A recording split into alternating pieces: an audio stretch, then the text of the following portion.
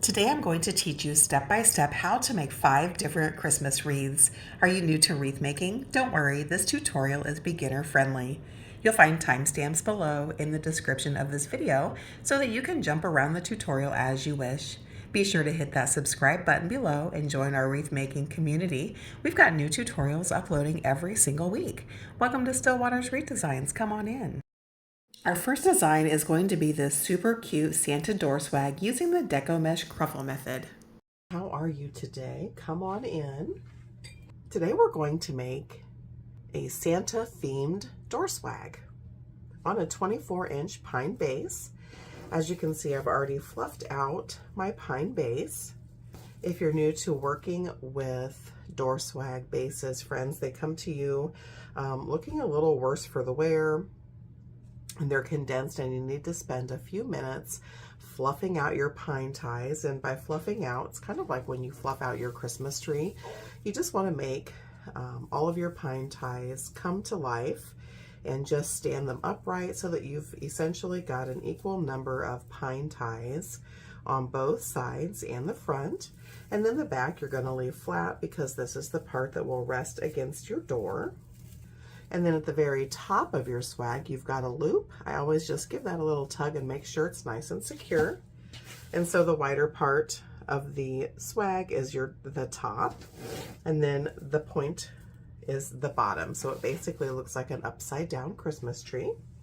Go ahead and plug in your hot glue gun so it can be heating up while we prepare our swag base. We're going to use 2 rolls of 10-inch Deco mesh to build our base out, guys. And so I'm just going to use a solid 10-inch shimmery white, and then I'm going to use some glittery Deco mesh that, as you unroll it, is actually fairly see-through, but it's a really cute base for Christmas swags. And it looks like this once you unroll it. Super stinking cute. And there's no set rule on how many pieces of Deco mesh you need for a swag, guys. They're all built a little bit differently, and it depends on how closely you put your Deco mesh Cruffles into the base. And so I always start out with 14 pieces in total of the Deco mesh, and then if we need to add more, we can sure cut some more pieces. And so I'm going to cut 7 pieces of the white and 7 pieces of the red. And guys, I don't really measure my Deco mesh. I find it quicker just to cut it without measuring. Of course, you're welcome to measure if you like. Each piece is going to be between 20 and 24 inches in length. And I just pull my arm out in front of me. I pull that Deco mesh directly up and cut. So I know if my arm is essentially in the same place, every time I cut, those pieces will be nearly the same size. And again, 20 to 24 inches in length, and I'll meet you back here.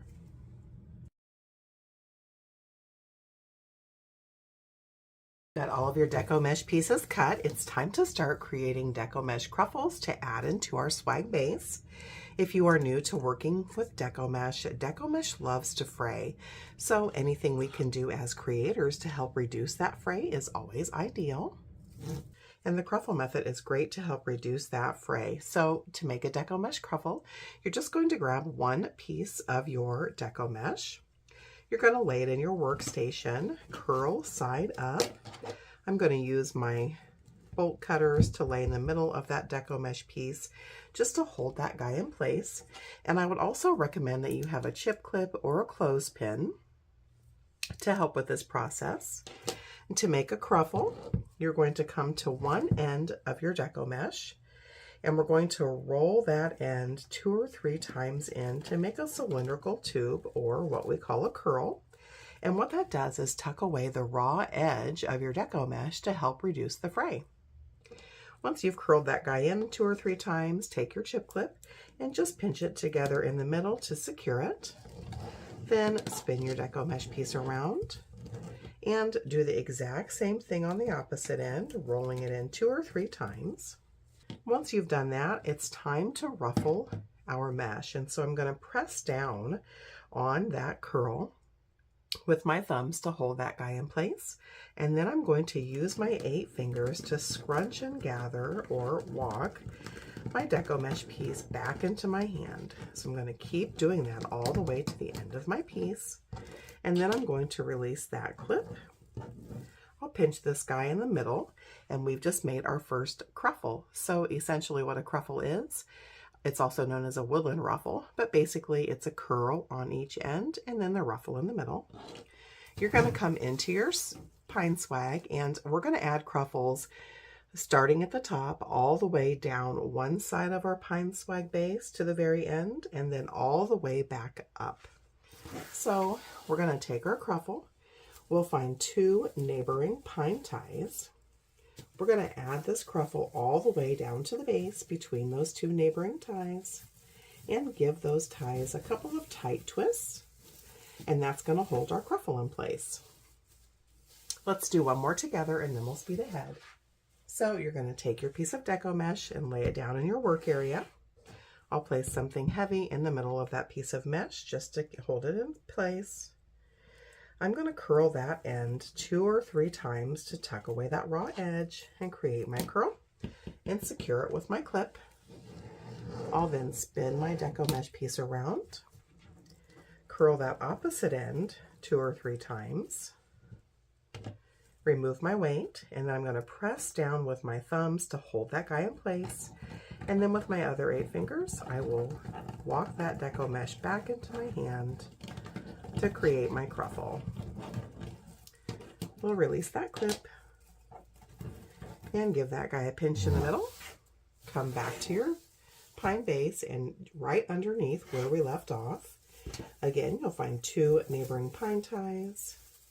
Place that cruffle all the way down at the base between those 2 ties and give those 2 ties a couple of tight twists. And we've just added our second cruffle. Go ahead and repeat this process all the way down your pine swag and then back up until it's fully loaded with your Deco mesh cruffles. You very well may need to cut some additional pieces. That's totally fine. Make it as full as you want. And then I'll meet you back here.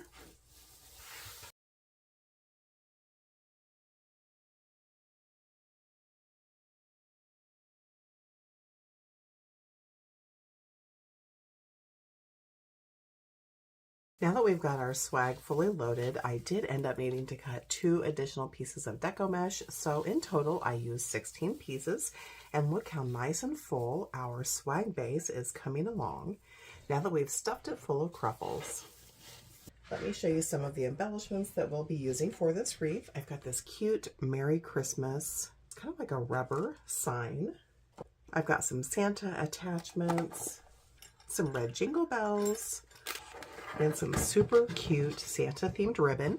So we've got a 2.5 inch white and red with some silver glitter accents Santa ribbon. This came from Hobby Lobby. And then we've also got a solid 1.5 inch red glitter and a white 1.5 inch with some silver glitter specks. These are all wired ribbon. Guys, just a quick pro tip for you. Anytime you are making a bow for a wreath or a door swag, you always want to use ribbon that is wired so that your bow will maintain its shape. So what we're going to do is create a bougie bow to place at the top of our swag that we'll be adding the Merry Christmas sign in the center of. We'll have some long ribbon tails. We'll place our Santa embellishments throughout the swag and a few ribbon tails. So let's start out by making our bow. Just make sure your scissors are handy, and you'll need a standard red or white pipe cleaner to secure the bow. We're just going to make a hand bow today, guys. And luckily the Santa faces are going in all different directions, so there's really no top or bottom to the ribbon. I'm going to measure out some 18-inch tails. And then at that 18-inch mark, guys, I'm going to pinch and gather that mesh into a cute pinch. Make sure you've got plenty of ribbon that's loose and flowing. You're going to give that ribbon a hard twist where you're holding it. So throughout the hand bow process, guys, my left hand is always my holding hand and my right hand is my working hand. I'm going to make some 6-inch loops. And so to make a 6-inch loop, just measure out your ribbon to the 12-inch mark. Pinch that in your hand like so and fold it over and tuck that back underneath between your thumb and pointer finger. You're going to give that a hard twist, and then you're going to measure out another 12-inch piece. You're going to give that a pinch. Place that underneath your hand, and we're going to repeat this process 2 more times so that we have a total of 4 loops.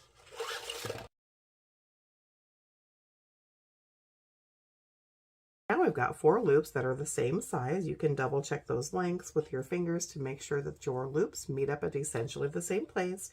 Guys, not looking for perfection. No one's going to be measuring your loops. And then we're going to measure out our tail to 18 inches. And then we'll cut that ribbon off. So now we've got 2 tails and 4 loops of our Santa ribbon. And now we're going to add 2 tails and 2 loops of the red. We won't be using that white ribbon for this particular piece. I'm going to measure out a 16-inch tail. I'm going to give that a pinch, lay that underneath my finger, give that ribbon a hard twist. We always want that pretty side out. So now I want 5-inch loops, so I've measured out my ribbon to the 10-inch mark. I'm going to give that a pinch and fold that guy underneath my finger. We're going to give that a hard twist underneath my finger because we always want that pretty side out.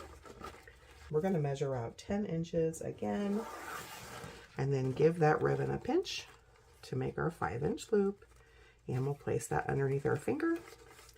We're only going to have 2 loops of this red because we're also going to add that Merry Christmas sign.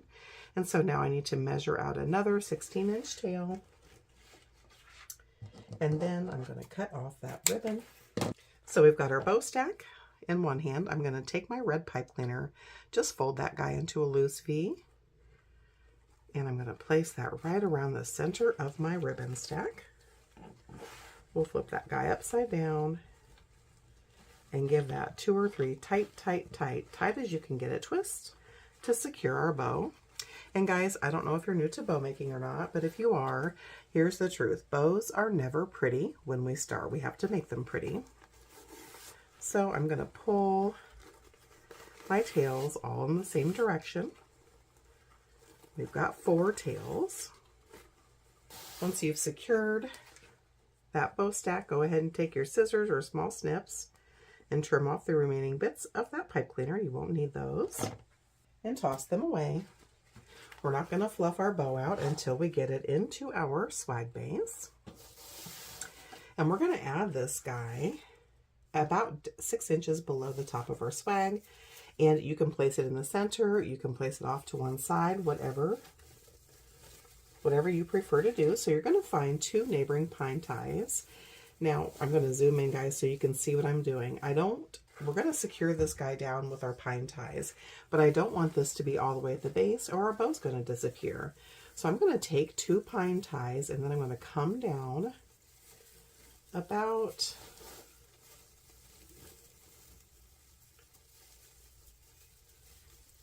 2 inches or so, and I'm going to twist those ties together. And what I'm doing here, guys, is giving those pine ties a false bottom so that our bow lands much closer to the surface. Once you've created that false bottom, take your bow stack and lay that in those pine ties and give them 2 or 3 tight twists. And we're going to do a rough fluff of our bow. And by rough fluff, guys, I always like to fluff it once just real quickly to see where those loops are going to lay, and then I do the final fluff at the end. So with my Santa ribbon, I'm just forming those loops into an X, and then our red solid loops will lie right in the middle, and our tails will be flowing down. We need to add our Merry Christmas sign. So this actually came from Hobby Lobby. It's actually like a really thick rubber, so it's flexible, and it comes with this cute little thin red hanger. I'm just giving it a tug to make sure it's secure. And I'm actually going to come back in to my bow, and I'm going to use these remaining bits of pine ties to secure this guy down. So I'm just laying that right in the center. I'm giving it 2 or 3 tight twists to make sure that that guy can't go anywhere. And I'm going to curl them back, which is going to let that hang a little bit higher. Just like so. And so now we've got our Merry Christmas sign in the middle. Our tails and our loops are still looking a little rough. That's okay. We're not finished fluffing that out. We'll wait till the end. And so now I want to make some ribbon tails to sprinkle throughout our swag. So we're going to add our first set of tails to the top of our swag, right above that bow. So I'm going to cut a single 18-inch piece of the Santa ribbon.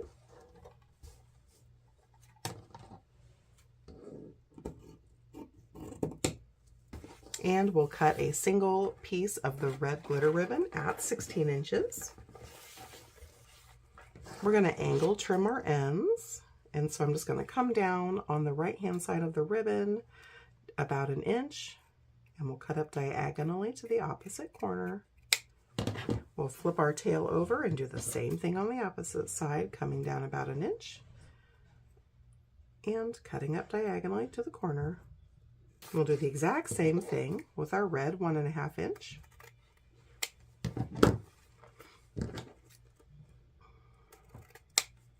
Once you've trimmed those ends, just lay your red ribbon right on top of the Santa ribbon in the center. No need to measure, guys. You can just eyeball.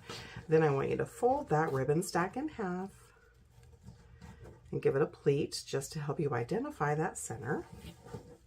Once you've identified that center, just give it a pinch and gather and kind of fold that into a loose V over your thumb like so. Grab your swag. We're going to do this upside down. And come in right above your bow that we added in, and we're going to place those tails right above that bow. So find 2 neighboring pine ties and secure those tails down in. Once you've added those tails in, we're going to let them just flow. Looks like it's down, but remember our swag is upside down, straight towards the top of that swag, and we'll fluff them out later when we're fluffing out that top bow. And now I want you to cut 8 pieces of the red ribbon and 8 pieces of the white and silver ribbon at 12 inches. And then I'll meet you back here. Once you've got all of your ribbon pieces cut, go ahead and angle trim all of those ends, guys. My scissors can actually cut 3 to 4 pieces at once, just depending on the thickness of that ribbon. And so we're just going to repeat that angle cut process. So bring your scissors down about 1 inch, cut up diagonally to the opposite corner, going in the same direction on all of your tails. So go ahead and trim all of your ends, and we'll meet you back here. All right, guys, now that I have all of my ribbon pieces cut at 12 inches and the ends angle trimmed, we're going to start adding some ribbon tails into our swag base. And to add ribbon tails, guys, you're going to take 1 piece of ribbon of each color, lay them right on top of one another. Doesn't matter which color is first. You can either eyeball to find that center, or if you're more comfortable, fold that guy in half. Give it a gentle fold, and then that crease will help you find that center. Pinch and pleat it in the middle. Fold it into a loose V like so. We're going to come into our swag and sprinkle these 8 sets of ribbon tails throughout our swag base. And so I'm going to focus my tails primarily on the side. So I'll probably add 3 down one side, 3 down the other, and then a couple in the middle. So I'm just securing those guys down into 2 neighboring pine ties. Then I'm going to fluff my tails, and by fluff, I'm just pulling them away from the center of the wreath. I'm going to separate them just a little bit so that both of those colors get an opportunity to shine. And then I'm going to repeat that process all the way through my wreath, and I'll probably alternate back and forth on which color of ribbon I place on the top. So again, I'm finding some neighboring pine ties, twisting those guys into those neighboring pine ties, 2 or 3 tight twists, fluffing out those tails by pulling them away from the center of the wreath, separating them a little bit, and moving on to the next. So get all of your ribbon tails added into your swag base, and I'll meet you back here. All right, guys, we've got all of our ribbon tails sprinkled throughout our base, and look how cute this guy is coming along. Those tails are giving it all kinds of depth and dimension and whimsy, which is perfect for our Santa wreath. But we're not done with the ribbon just yet, guys. So go ahead and grab your Santa ribbon, and I want you to cut a 36-inch piece of that Santa ribbon and a single 36-inch piece of the red glitter. I'm just going to use my Santa. Since I've already measured the Santa, we'll just use that Santa ribbon to measure. And again, doesn't need to be perfect, guys. Nobody's going to be measuring. And last but not least, a 36-inch piece of the white with silver glitter. Once you get those extra long ribbon pieces cut, go ahead and angle trim those ends. Just like before, guys, coming down about 1 inch on one side and cutting up diagonal to the corner.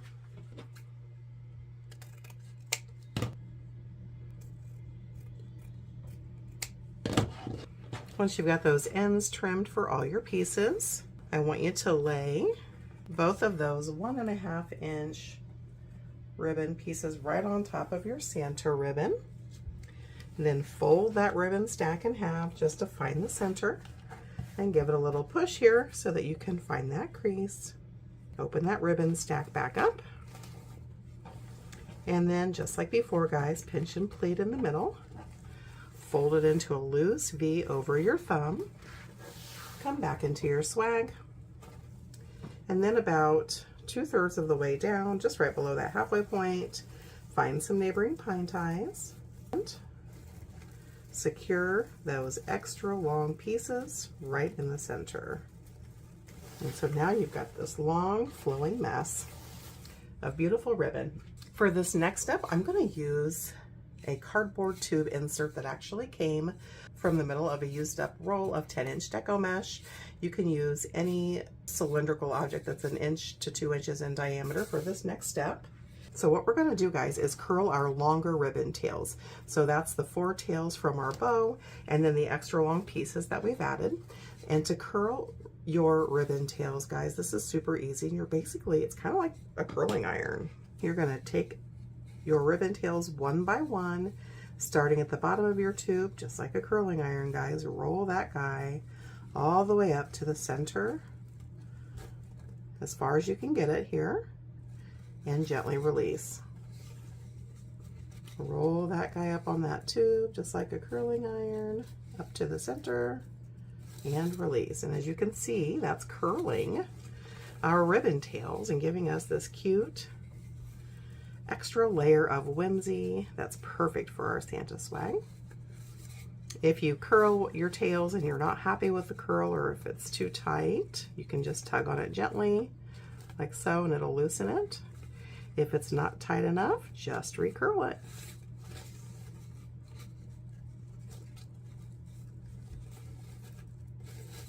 Just like so.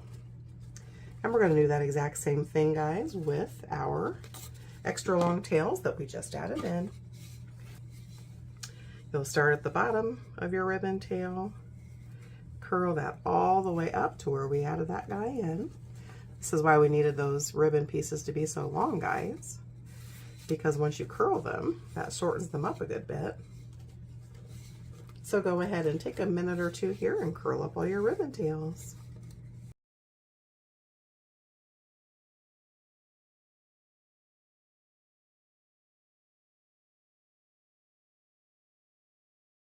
Now that we've got all of our ribbon tails curled, look how stinking cute this swag is coming together, guys. Whimsical, yet simple, and full of Santa goodness. Next up, we're going to add some of these Ho Ho Ho Santa heads. If you can see, they're actually a really dense material with a little bit of stuffing, so they've got some thickness to them. They come with a cute 2-inch loop here, but it's also almost like a burlap material, so they'll also glue down in nicely. Let me show you what I'm going to do here, guys. Anytime I am using longer florals, I'll always keep on hand 1 or 2 leftover stems from those florals, because these are super great ways to make your own picks for your crafting projects. And so what I'm going to do is trim off one of these excess bits, probably about 6 inches or so. Yep. And what I'm going to do here is take my snips and make a teeny tiny 1/8 of an inch slit, or even just a hole right here in the back of my Santa towards the bottom. Let me show you what I've done there. Then I'm going to take my floral pick here and make sure it fits in there, and it does. You want to run that up there about 2 inches. First, you're going to add about 1 inch or so stripe of glue, hot glue, right on the end of that pick. And then poke that guy back in the hole. That'll keep that nice and sturdy. We'll add a pea-size amount right at that entry point as well. So for 3 of the Santas, you want the pick to be coming in from the bottom of the Santa head. But for one of the picks, I want you to run that at the top. So when you flip it over, make sure you're coming in from the top side. So go ahead and get all of your Santa heads built out into picks, and then I'll meet you back here. After you've turned all your cute little Santa heads into picks, go ahead and cut off those hanging strings as close to the Santa head as you can get without damaging the actual hem of these cute guys. And while those are drying, we're going to glue on some of our jingle bells. I have a 6-pack. I don't know that I'm going to need them all, so I want to make sure that I place them in spots that are highly visible. Now, because these are metal guys, you want to be careful that heat will transfer. So don't hang on to them for too long. Make sure you put 2 or 3 full squirts of glue on the back of that guy. Press it down for a good 10 seconds or so to give it a nice chance to grab. And then move on to placing your others. Just make sure that wherever you're attaching them, they'll be able to touch a pine tie in some way. Those are really good grabbers, so that'll make sure that your jingle bells don't come off in the future. And again, 2 to 3 full squirts of glue. Move kind of quickly because it's metal and that heat will transfer. And then press those jingle bells right down onto a pine tie and sprinkle them throughout your swag.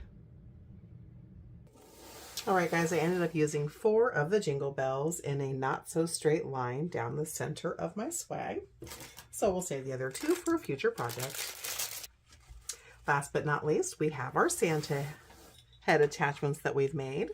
So remember, we have 3 with the picks coming out the bottom and 1 coming out the top.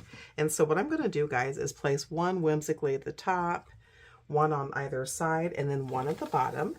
The Santa head with the pick at the top is what you're going to place at your lower point here, guys. So to add in your picks, you're just going to run at least an inch or 2 bead of glue on that spine here, and then poke that right down into your swag base and hold it for about 10 seconds. And the great thing about using pine bases, guys, is all of those bits on those pine ties are really great grabbers for embellishments. So after this has had about an hour or so to dry, he'll be nice and secure.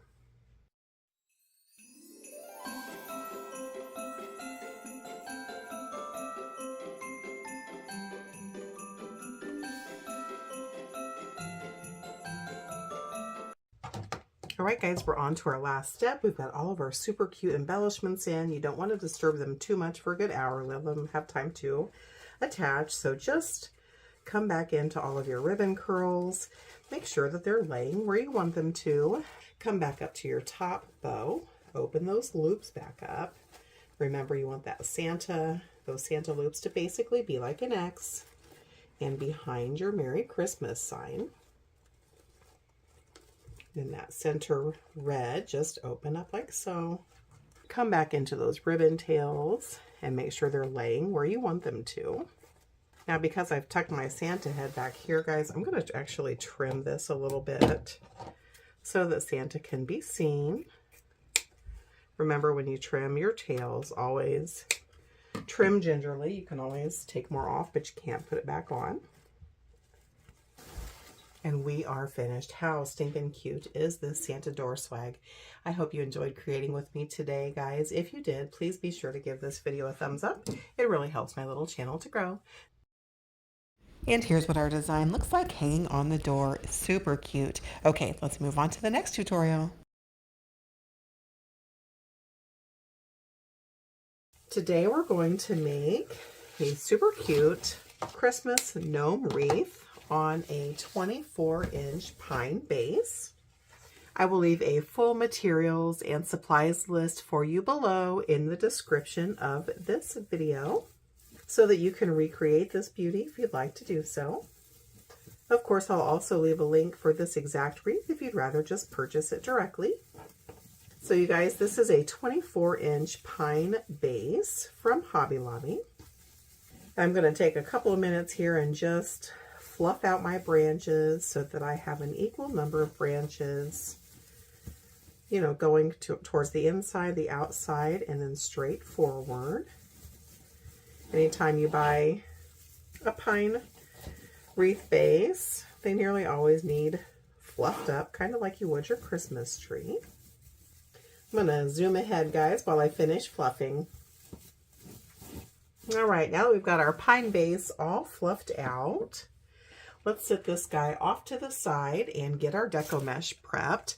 But real quick, let me show you this super cute gnome. Isn't he adorable? And these legs actually are extendable legs. So if you get a different size outside of the 24-inch diameter wreath, you know, you can make your guy as tall or as short as you want to do so. So let's get some deco mesh cut.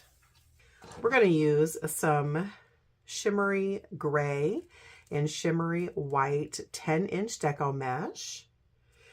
And we're going to cut 7 pieces of each between 20 and 24 inches in length. You guys are welcome to roll this out and measure it if that's easier for you, but let me let you in on a little secret here, guys. I don't measure. I find it's quicker just to pull my arm straight out in front of me. And I know if I keep my arm in the same spot approximately every time, and then cut at the same spot, my pieces will be essentially the same length, and it just goes much quicker. Let's see how long these guys are. So this is coming right in at 20 inches. So again, between 20 and 24 inches in length. Go ahead and cut 7 pieces of the gray and 7 pieces of the white 10-inch deco mesh, and I'll meet you back here.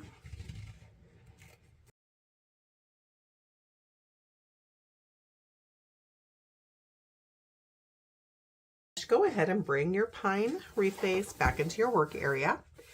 We may very well need to cut a few more pieces. Just depends on, you know, how closely you place your pieces throughout the wreath. So if we need more, we'll cut some more.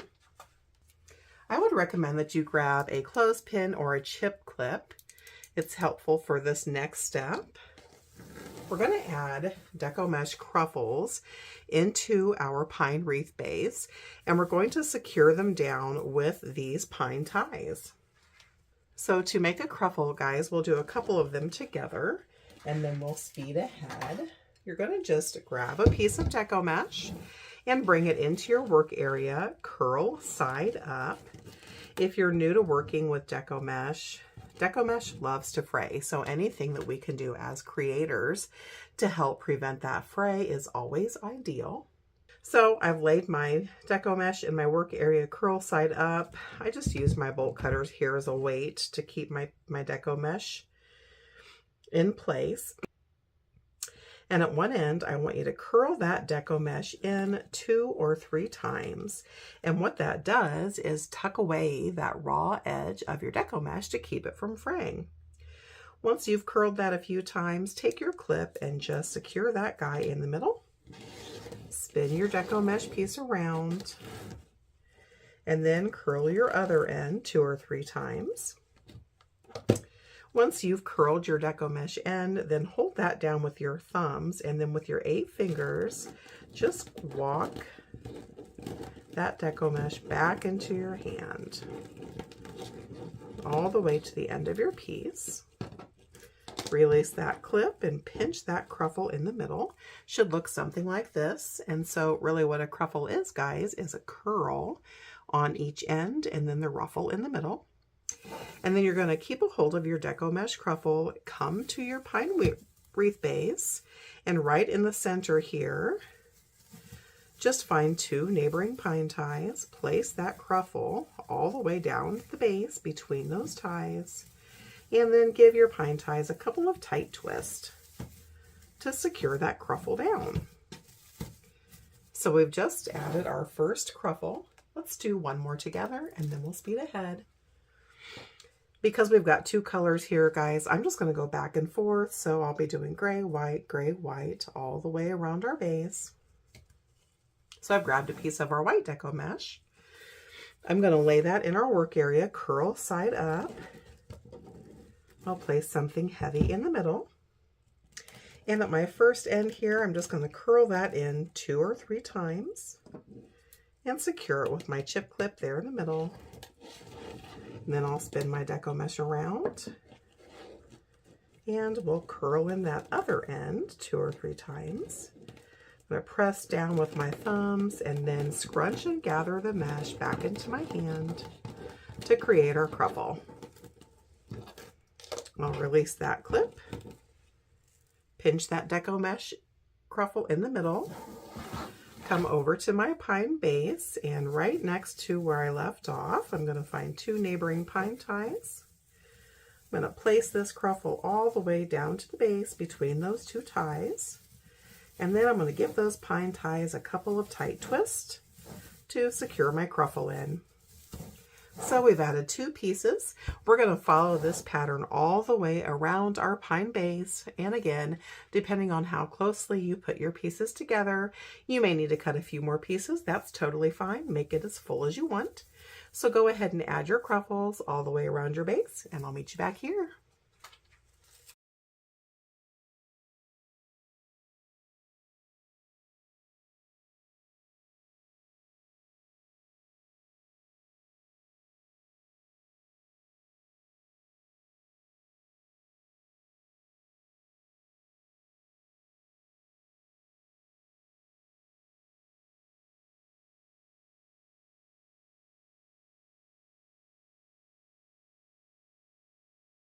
All right, guys, we've got our pine base fully loaded with our cruffles, and ironically, the 14 pieces of deco mesh that I had cut in total was the exact number that I needed. That sure doesn't happen very often. I've got my glue gun plugged in and heated up, and the next step in our process is to add our sweater gnome into our wreath base. So we're going to place this guy right in the middle of our wreath. And I'm going to secure him down using 2 20-gauge floral wire stems. These are 16 inches in length. Let me just cut his little tag off here. So I'm going to flip him over. In this first stem, we're going to run right through the back side of his boots. So I'm literally going to take my floral wire stem and I'm just going to poke it right through the back of his boots. So I'm going to take my scissors and see if I can make a little weak spot here on both of his boots. I'm going to run this right through his boots. So if you can see that, guys, I'll zoom in here. I ran it right through each of those boots in 2 spots. Now I'm going to center that and give it a single twist just to keep that from sliding around. Then we're going to put him back into the middle of our wreath base here. And we're going to poke those wires right through our base. I'm going to hang on to him and flip this guy over. Here's our wire ties. You want to make sure that both of those floral wire stems are going around both of those wires on our base. So I'm just going to give it a couple of twists here. Then I'm going to flip it back over, make sure we're happy with that placement, and I am. So we're going to flip him again. And now I'm going to twist that 3 or 4 more times. So in total, I've twisted that, probably 6 times at 80% tension. And then I'm just going to trim off the remaining bits of those floral wire stems and take my needle nose pliers and pinch those ends together and kind of curl them back into the wreath so that they don't poke the door or us when we grab it. And then I'm just going to take a little dollop of glue and run it right over where that floral wire meets the wire ring of our base. Once that glue's had a chance to dry, go ahead and flip your wreath back over. Hang on to your elf. I'm going to spin this guy upside down, guys. And we're going to use another floral wire stem.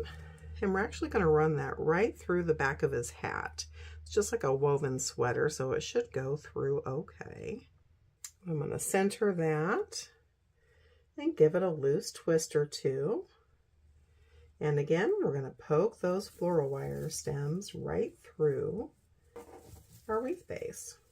We'll hang on to this guy and flip him over. And again, make sure those floral wire stems are on the outside of the 2 rings. And just give it a couple of twists. We'll flip it back over to make sure we're happy and that he's centered. That's the important part. And he looks pretty good. So we're going to flip him back over one more time. And we're going to give the floral wire stem 4 or 5 tight twists at about 80% tension again. And we'll trim off those excess bits of the floral wire stem. And again, we'll take our needle nose pliers, pinch those ends together, and curl it back into the wreath so it doesn't scratch our door or poke us or our customer if we happen to grab there.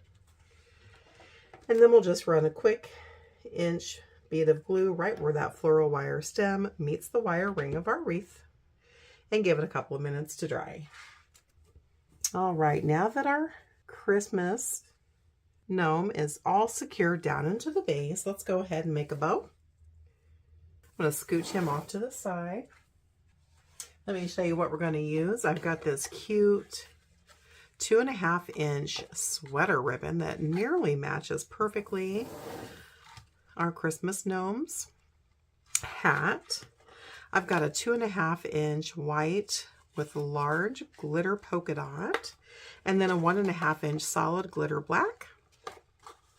We're going to make 2 bows, one that we'll place in the upper left-hand corner and one in the bottom right. So I'm grabbing a couple of 6-inch clear zip ties and my scissors, and we're going to make these by hand. So I think I'm going to start with the polka dot. Just going to run some of that loosely. So I'm going to measure, probably an 8-inch or so tail. Yep, that's exactly 8 inches. And so pretty side up, you'll pinch and pleat. My left hand will be my holding hand, and my right hand will be my working hand. Then I'm going to give that a hard twist because we always want that pretty side out. I'm going to make some 4-inch loops. So I've made that first loop. I'm going to give it a hard twist underneath my hand. We'll make this second loop. Give it a pinch underneath my thumb, or pleat I should say, to make sure they're the same height. You can pull them up on top of one another As you can see, this loop is too short, so we'll give him some more ribbon. That's better. And again, an 8-inch tail or so. So there's the first ribbon. Next up, we'll do 2 loops of the red sweater ribbon, which is so stinking cute.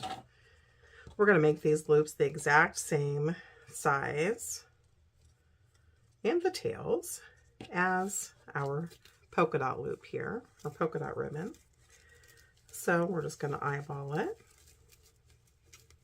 Nobody's looking for perfection here, guys. No one's going to be measuring your bows, I promise. Hard pinch because we want that pretty side up.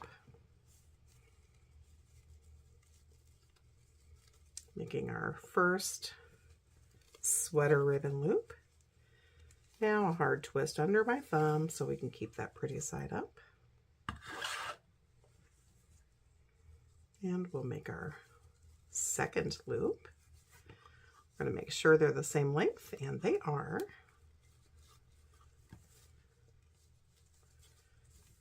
We'll measure that tail out. And I'm just eyeballing it, guys. I promise nobody's going to be measuring. And then we're just going to make a little, what I call a button loop with the black. This is just to give it a little pop of color, some contrast. So I've measured my tail out nearly the same length.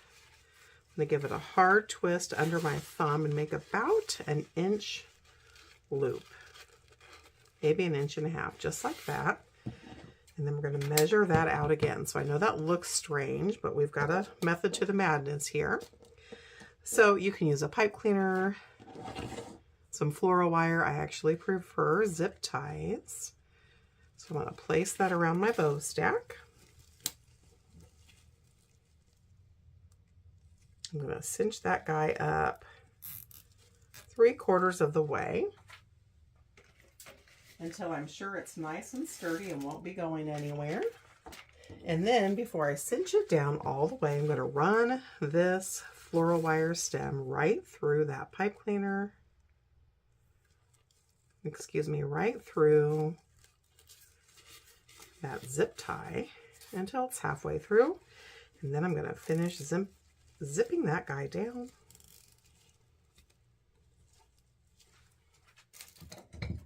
Then I'm going to take my small snips and trim off the remaining bit of that zip tie.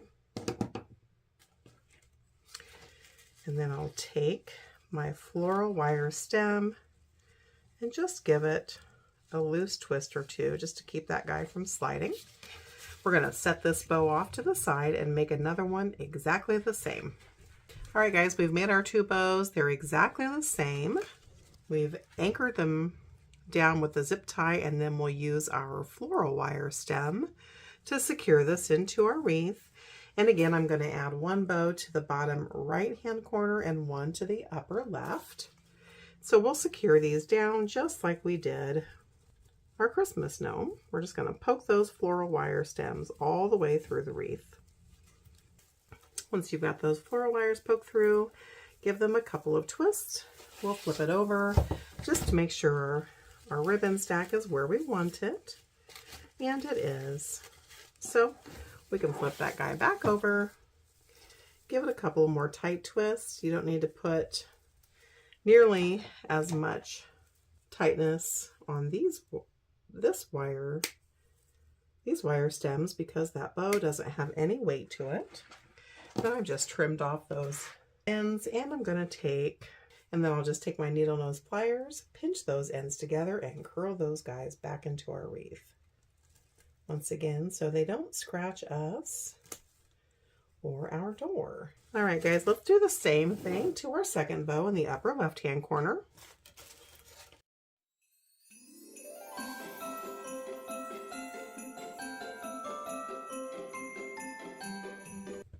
Now that we've got our 2 bow stacks anchored down, let's go ahead and fluff out our bows. I'm going to start by angle trimming my ends. You could also dovetail if that's your preference. I kind of bounce back and forth between the two, and I just feel like our Christmas gnome will look better with an angle cut.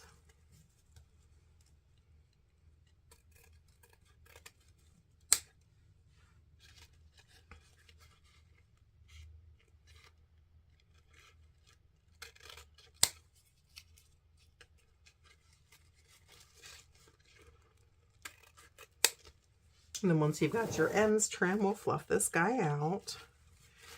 So I'm just going to basically open those loops up with my hand and form these 2.5 inch loops into an X.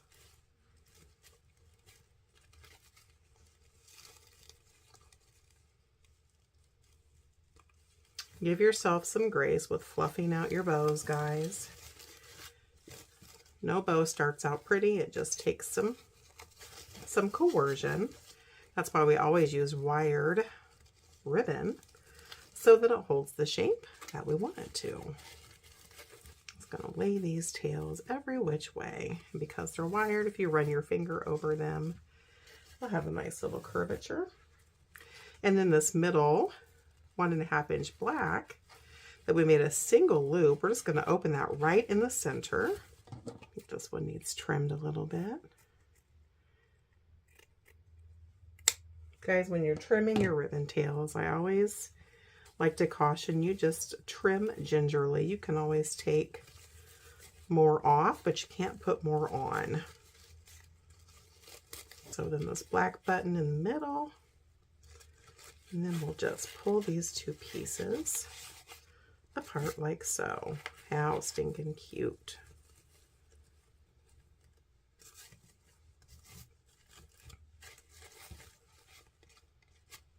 All right, and now we'll do the same thing to our top bow.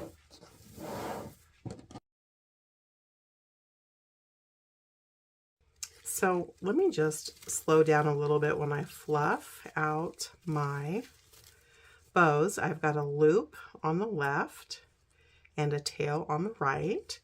So then we'll go the opposite with our red and white sweater ribbon, and we'll pull the tail to the left and the loop to the right. So they're basically opposite.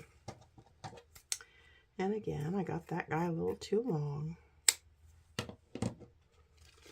We'll do the same thing on the other end. We want those loops and tails to be opposite.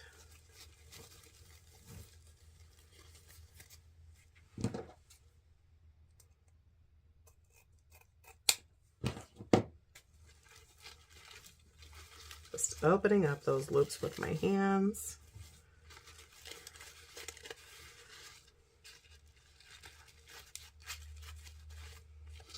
How stinking cute. This little guy is just too adorable. All right, now that we've got both of our bows added in and fluffed out, let's start adding in some florals and embellishments. I've got 4 smaller white glitter Christmas ornaments and 2 larger red Christmas glitter ornaments. Guys, when you're using Christmas tree ornaments as your attachments, I just recommend that you make sure that they are shatterproof so that they don't get brittle in the cold or come apart for you or your customer. And when I'm gluing ornaments in, guys, I always run my dollop of glue right around that hanger area and press the hanger area down in. So for this wreath, I'm going to add 2 white balls and 1 red to the upper right quadrant, and the same for the bottom left quadrant. And so I'm just going to take my glue gun and give it 4 or 5 generous squirts of glue, because we don't want that guy to go anywhere. And I'm going to nestle those down in kind of whimsically and give them a good push for about 10 seconds or so. I always use Gorilla Glue glue sticks. I've not had any problem with them coming undone in extreme heat or extreme cold. We'll do the same for this big glittery red ornament.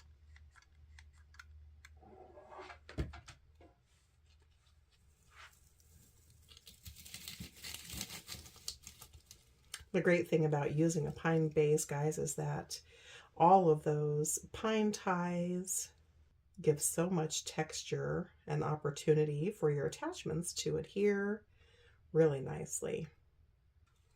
And we'll add our last white ball.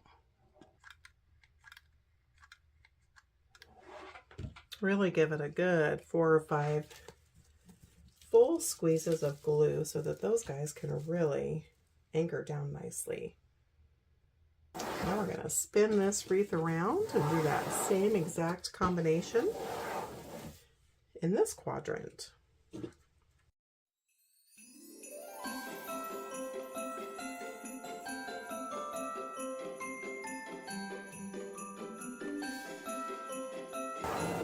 You guys, how stinking cute is this guy coming along?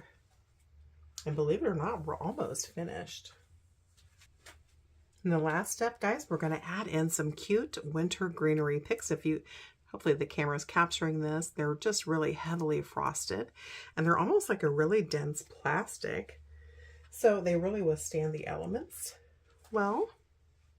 This came from Hobby Lobby. I'm going to cut off each individual piece, so it basically is going to be about a finger's length, like so, and then we'll get them glued down into our wreath. So this bush actually gave me 8 pieces of this length. It was just a partial bush. And what I'm going to do is just sprinkle them all the way around the wreath base. And so I'm just going to run a little 1/2 inch dollop of glue along that stem. I'm going to stick one in the center of each of my bows. I'm going to hold it for about 10 seconds to really give it that good opportunity to grab. And so we'll sprinkle 3 in the bottom left-hand quadrant and 3 in the upper right. I'm just going to space them out whimsically.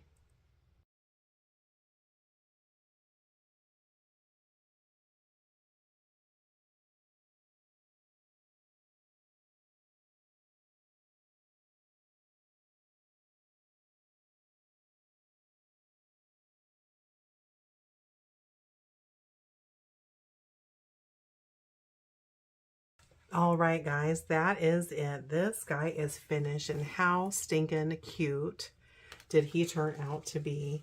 Make sure you give him a good hour to dry with all of the hot glue embellishments that we've added in. I hope you enjoyed creating with me today. If you did, be sure to give this video a thumbs up. It really helps my little channel to grow. Okay, let's move on to our next tutorial. It's been a while since we've made a budget-friendly Dollar Tree wreath, and so today we're going to make a Christmas-themed wreath using primarily all Dollar Tree materials. Go ahead and get your hot glue gun plugged in. I just grabbed the super cute Santa ho ho ho sign for our wreath today, and you guys, you know, we typically, if you're not new to the channel, we typically design Dollar Tree wreaths on the 14-inch wire wreath frame, but today we're going to be using the 18-inch frame just because this sign is pretty large.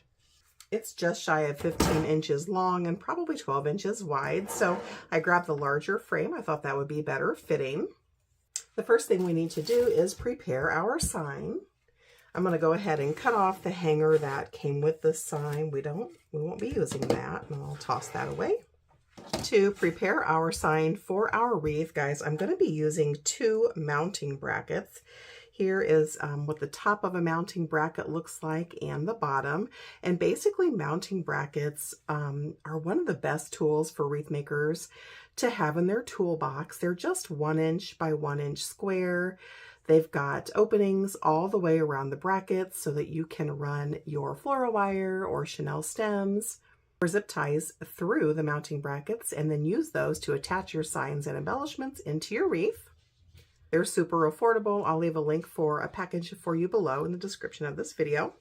I'm just going to place one at the top in the center and one at the bottom in the center. And then after I attach my mounting brackets, guys, I like to take my glue gun and just run a quick stripe of glue all the way around the perimeter of that bracket, just to make sure it's got some great strength and stability.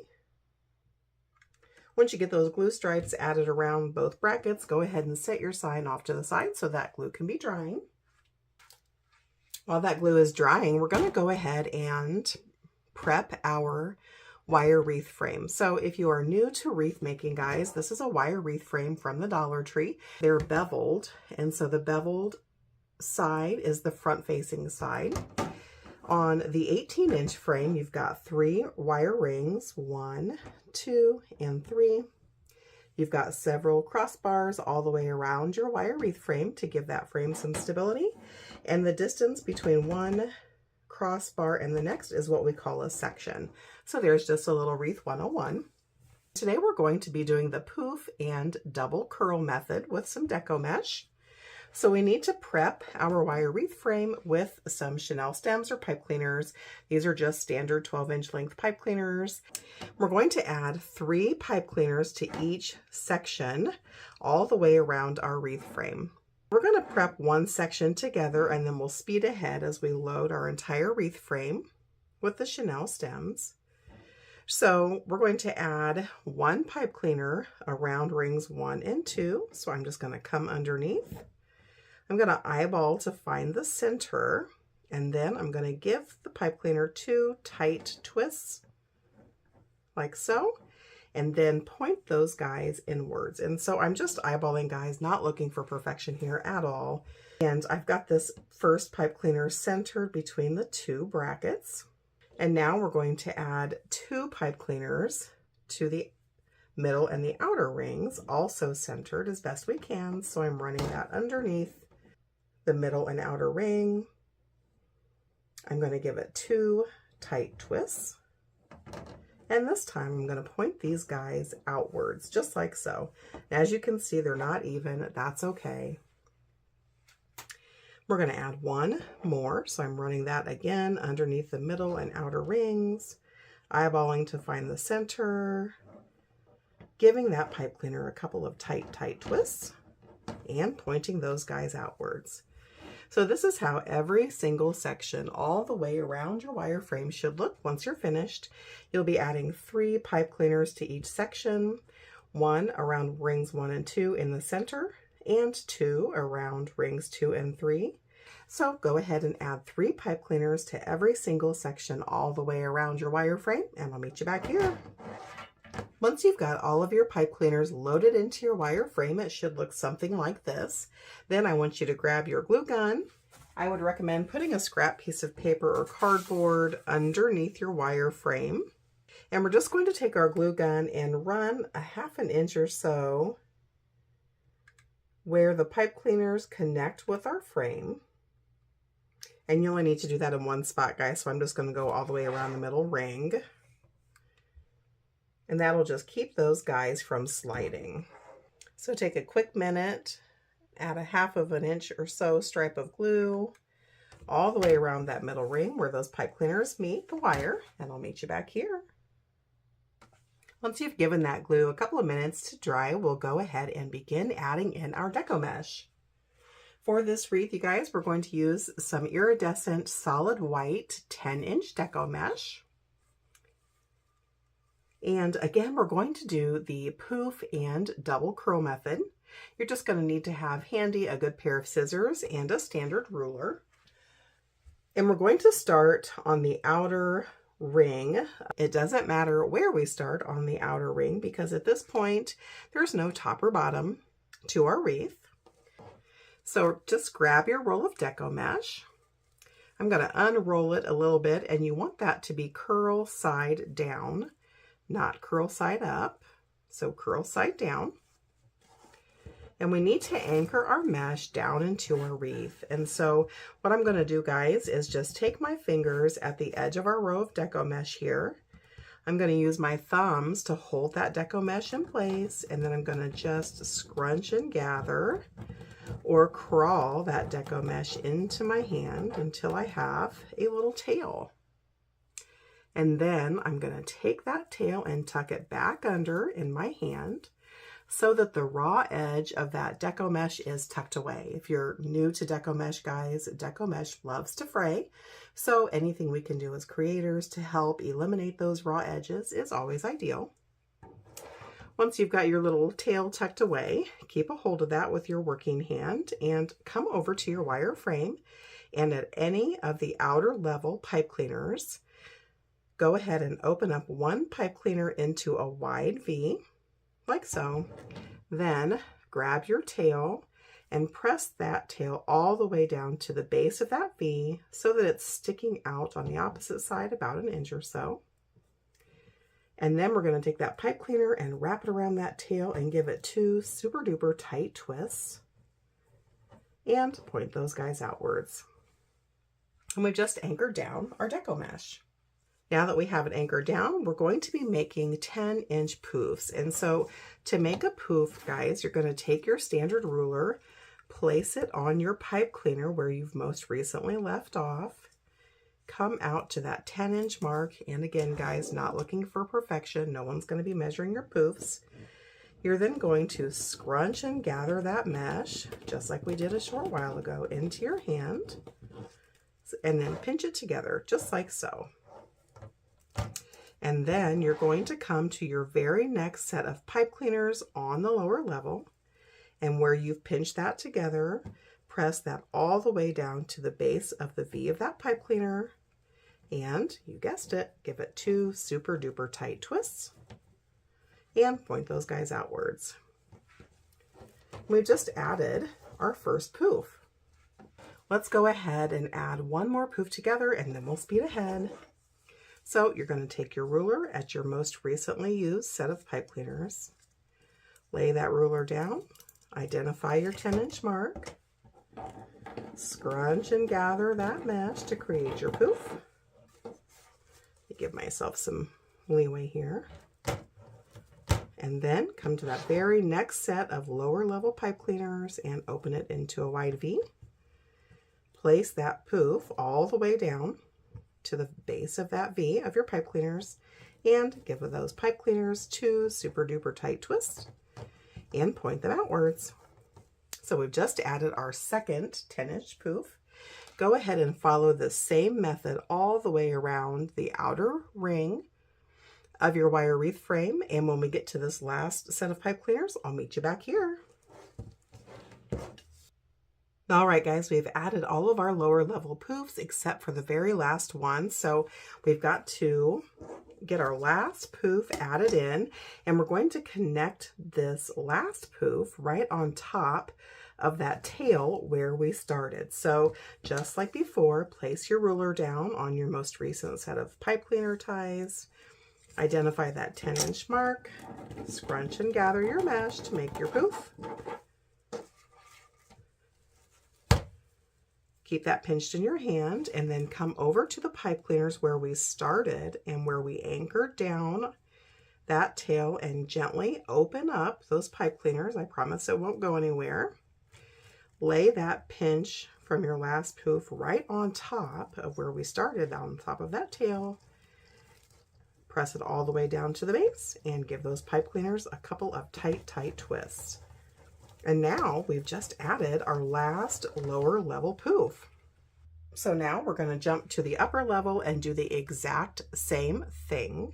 However, our upper level poofs are going to be 8-inch poofs instead of 10-inch poofs because we want those upper level poofs to recede in just a little bit so that once we're done with our wreath, this outer ring and all of its pretties really stand out.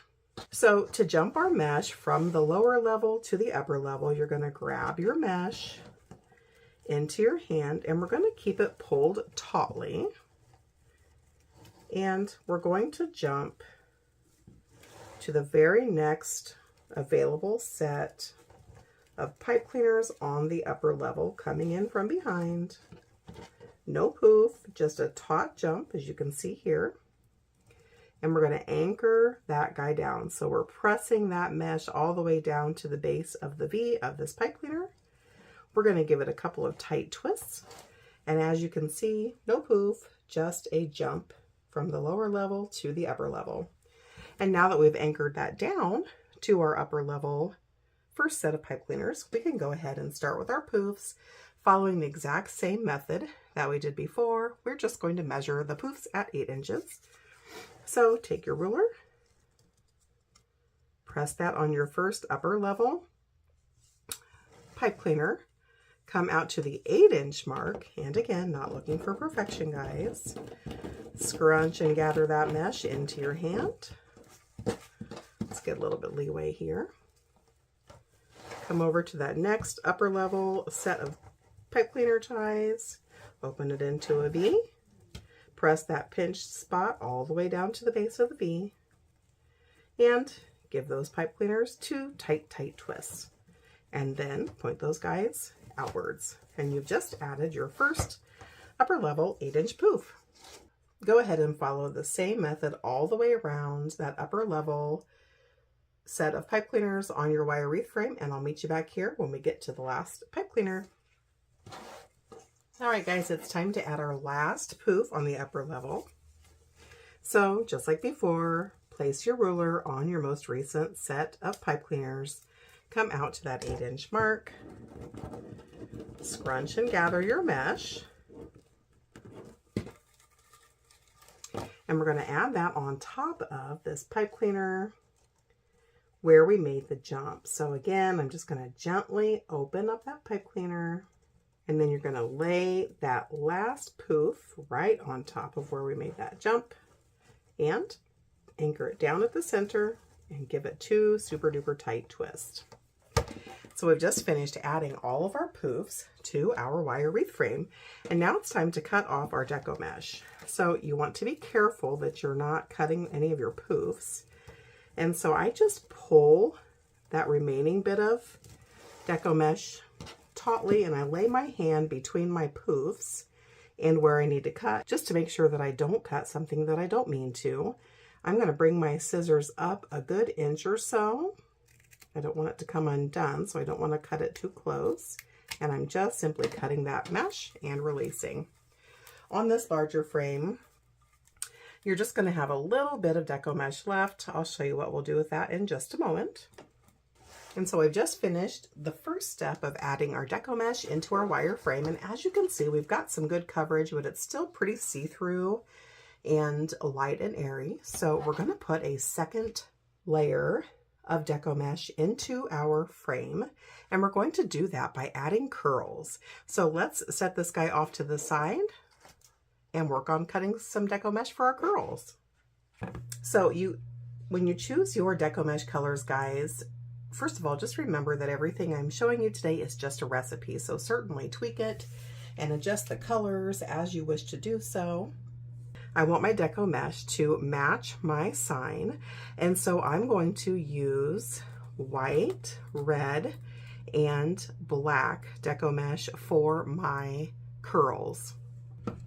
So I need to prepare our deco mesh for the curls, and remember, we've got 24 pipe cleaners on our wire frame all the way around, and each pipe cleaner is going to get 2 curls. So in total, we're going to be cutting a total of 48 pieces of deco mesh. Now, that's a lot of deco mesh, guys, and my work area is small, so I'm going to do it in batches.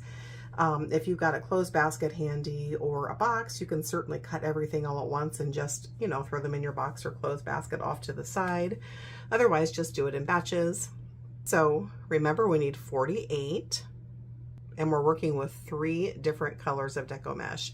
So we need 16 pieces of the white, 16 pieces of the black, and 16 pieces of the red. And we're going to cut these at 10 inches in length, guys. Let me straighten up my edge here first, so we have a nice clean line. By the way, if you are new to wreath making and haven't yet seen a rotary cutter, this is a rotary cutter. It's basically like a mini pizza cutter, and it allows you to cut your deco mesh quickly and with nice clean lines, and really helps to reduce that fray. These are super cost effective. I'll leave a link for you below. And then I'll also be using this self-healing mat. However, if you don't have the self-healing mat and the rotary cutter, just go ahead and grab a ruler and your scissors, and that will work just fine. And all you're going to do, guys, is cut 16 pieces in my case, a total of 48 in any color combination you would like, of 10-inch pieces of Deco mesh. So get those 48 pieces cut, and then I'll meet you back here. All right, guys, I've got my 10-inch pieces of Deco mesh cut, and it's time to add the curls into our wreath base. So let's do a couple together, and then we'll speed ahead. So again, every single set of pipe cleaners on your entire wreath frame is going to get 2 Deco mesh curls. And to make a curl, guys, it's super easy.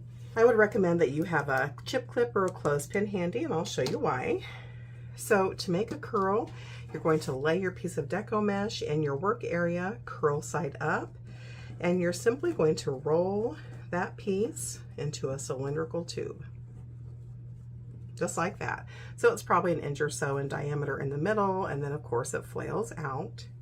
Once you roll that first tube or curl, you can then pinch that with your clip and set it off to the side. Grab your next color, do the exact same thing. Roll that guy into a cylindrical tube, like so. And then you're going to grab that first one that you made and just lay them seam side down into a loose X, and come to any set of pipe cleaners on your wreath frame. Place the center of that X all the way down to the base of those pipe cleaners and give them 2 tight twists, just like so. Let's do one more set together, and then we'll speed ahead. So again, you're going to take your 10-inch piece, your 10 by 10 inch piece, I should say, of Deco mesh, lay it in your work area, curl side up, roll that guy into a tube, pinch it in the middle with your clip, set it off to the side, and grab your next piece. I decided to mix some green in, by the way, and again, roll that into a tube, just like so. Then place one tube on top of the other, or one curl on top of the other, seam side down, into an X pattern. Come to any set of available pipe cleaners and press that guy all the way down to the center of those pipe cleaners and give them a couple of tight twists. That's all there is to it, guys. So go ahead and add 2 curls to every single set of pipe cleaners, and then I'll meet you back here. All right, you guys, I've got all of my curls loaded into the wreath frame. So there are 2 curls added to every single set of pipe cleaners, and look how much fuller that made our base. So now the diameter of our wreath base is coming in at 26 to 27 inches in diameter. You guys, I want to take a minute and show you something. I actually had hoped that this entire wreath could be a Dollar Tree wreath, and so I grabbed some of the Dollar Tree Deco mesh, and you know that I've used it from time to time here on the channel, but quite honestly, I don't know if this was a bad batch of mesh or what the situation was, but it literally frayed horribly as I was trying to make my bundles ahead of time just to check the quality. And so that's why I went with a Deco mesh that did not come from Dollar Tree. You're welcome to use Dollar Tree Deco mesh. It won't be as full, of course, because it's only 6 inches in width as opposed to 10. Hopefully your local store isn't having the same fraying issue, but I just, I wanted to be honest with you and show you what I had experienced with my local Dollar Tree's batch of Christmas Deco mesh. So that's why we didn't use that for this tutorial.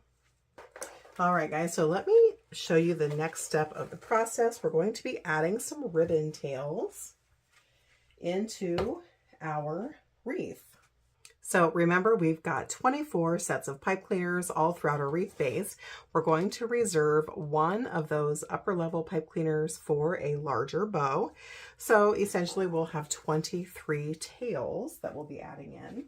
And we're just going to add one ribbon tail to every single pipe cleaner. I'm going to use all 1.5 inch, let me turn these around, guys, wired ribbon that match our sign, and we need in total 23 tails. So we're going to cut 8 of 2 of them and 7 of 1 of them.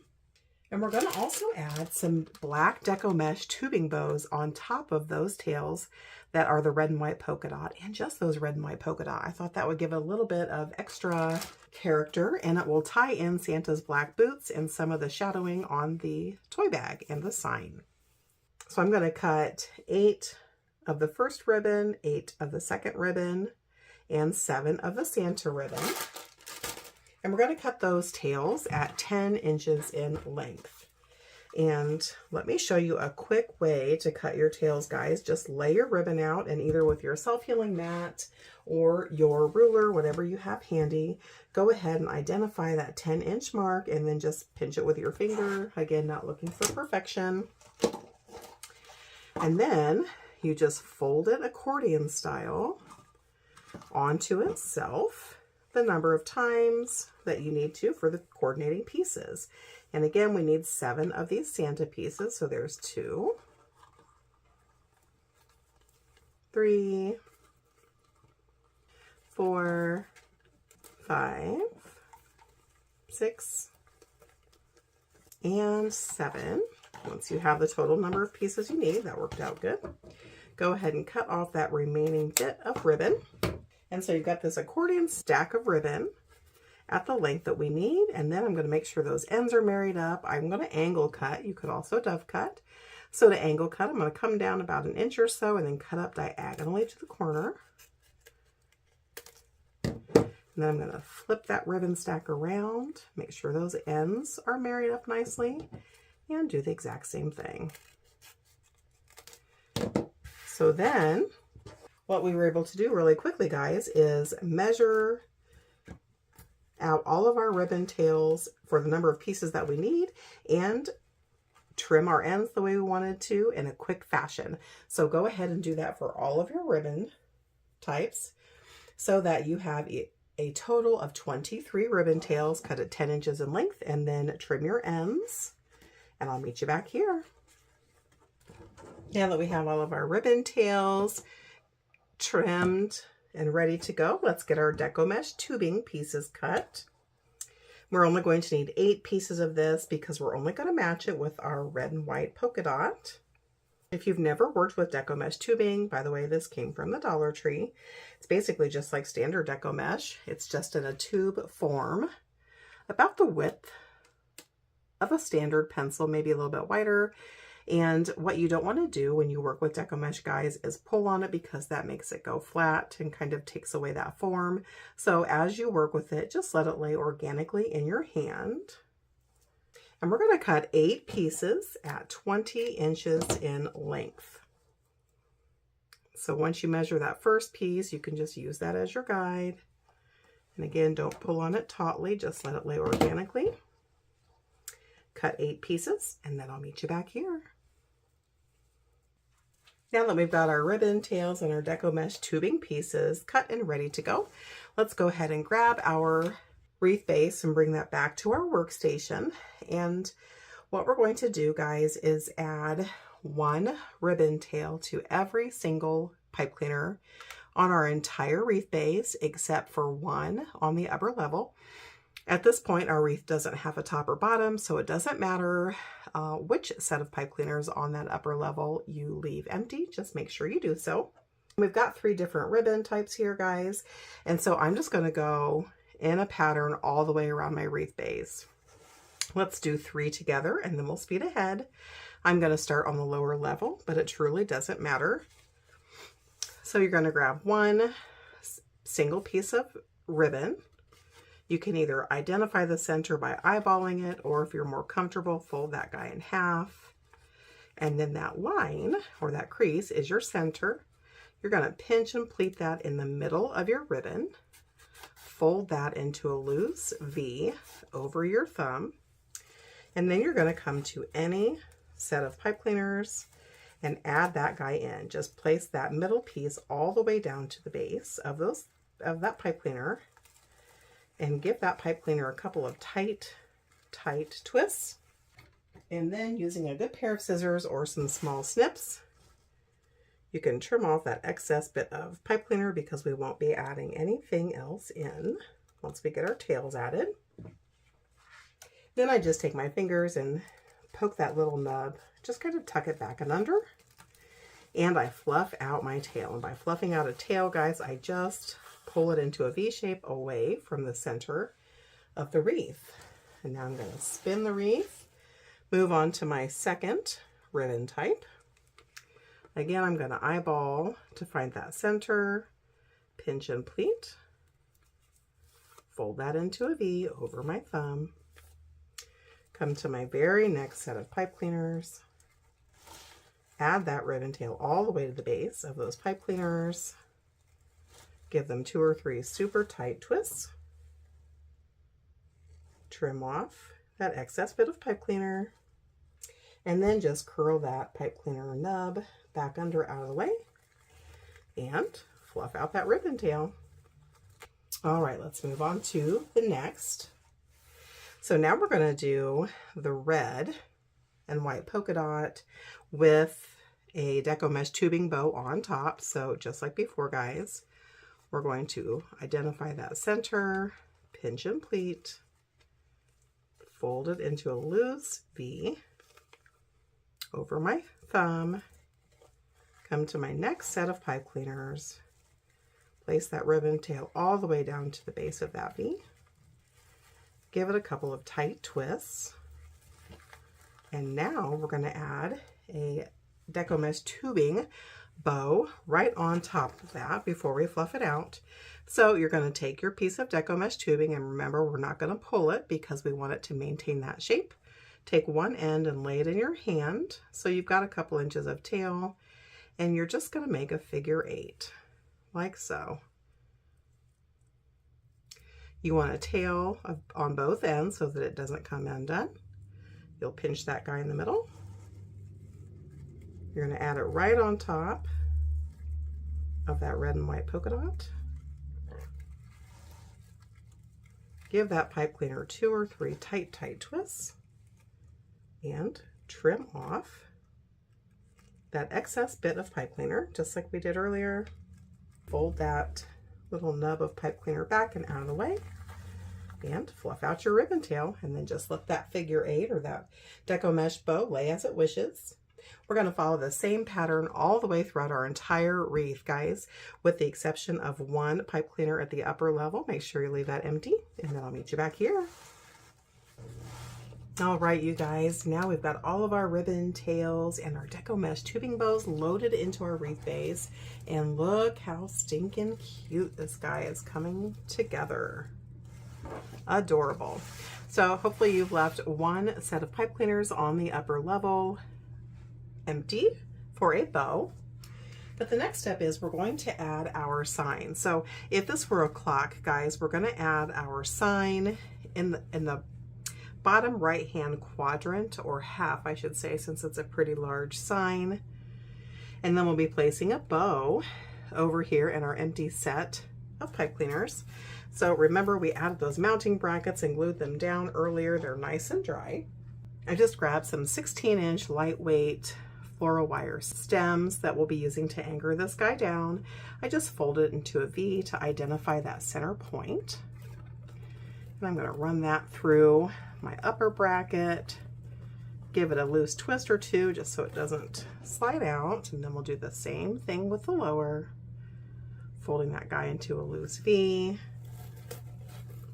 running that right through the bracket and giving it a loose twist or two. And now we'll anchor this guy down. So just determine where you want to place your sign. It can be to the far right or to the central right. And then run those floral wire stems down directly right through your mesh and around the frame of your wreath. And I'll meet you back here. Let me just show you real quick here, guys. If you can see, I have poked those floral wire stems through, and if you have the availability to do so, it's always nice to run it on opposite sides of a cross beam. It just helps that guy to keep from sliding. I just do a couple of loose twists to hold it in place. I flip it back around to make sure it's where I want it, and it is. And then I'm going to do the same thing on the other side. Once you're happy with the placement of your sign, go ahead and flip it over one more time and give those floral wire stems 3 or 4 tight twists. You want it at about 80% tension so it's nice and secure, but you don't want it so tight that it recesses into your wreath base. And then you can snip off those excess bits of floral wire. Then I just grab my small needle nose pliers and I kind of curl those ends. I pinch them together and then I curl them back into our wreath, just so it doesn't poke us when we grab it, nor does it scratch our door. And then I run a tiny 1/2 inch bead of glue right over that wire bit and the frame. And I'm going to spin this around and do the same thing on my second wire. Now this one I wasn't able to get around a crossbar, so I just have it close to a pipe cleaner. I've given it 4 or 5 tight twists at 80% tension. We'll trim off those excess bits and then pinch the ends of that floral wire together and just curl them back into the wreath so they're not poking us. And then I'll just run a little dollop of glue right over that wire and that chenille stem. We'll give it a couple minutes to dry. All right, guys, our sign is attached down and it's looking super cute. I'd just like to take a minute here and pull those ribbon tails and mesh curls out from underneath that sign that inevitably, you know, get tucked away while we're adding that guy in. So stinking cute. So let's add super cute bow down into our pipe cleaners. You guys, I already made this bow off camera. I actually made this on last week's Christmas bow tutorial. I'll link that for you below so that you can make this. It's super easy. It involves hot glue, so it's a great beginner bow. And we're just going to tie that down at this set of pipe cleaners. All right, guys, last but not least, I've got a handful of these 1-inch lime green and red pom-poms. I've also got some mini 1-inch white ones. I'm going to sprinkle these throughout the wreath. And to attach them down, guys, you just need to put a full squeeze or a dime size amount of glue right on your pom-pom. You could also use jingle bells. And add them in right on top of where that chenille stem or pipe cleaner tie was that we trimmed off, kind of at the base of those ribbon tail V's. Press them down and give them about a 15-second hold and move on to the next. I'm going to just sprinkle them throughout. I'll probably put, a dozen or so. We'll see how that looks.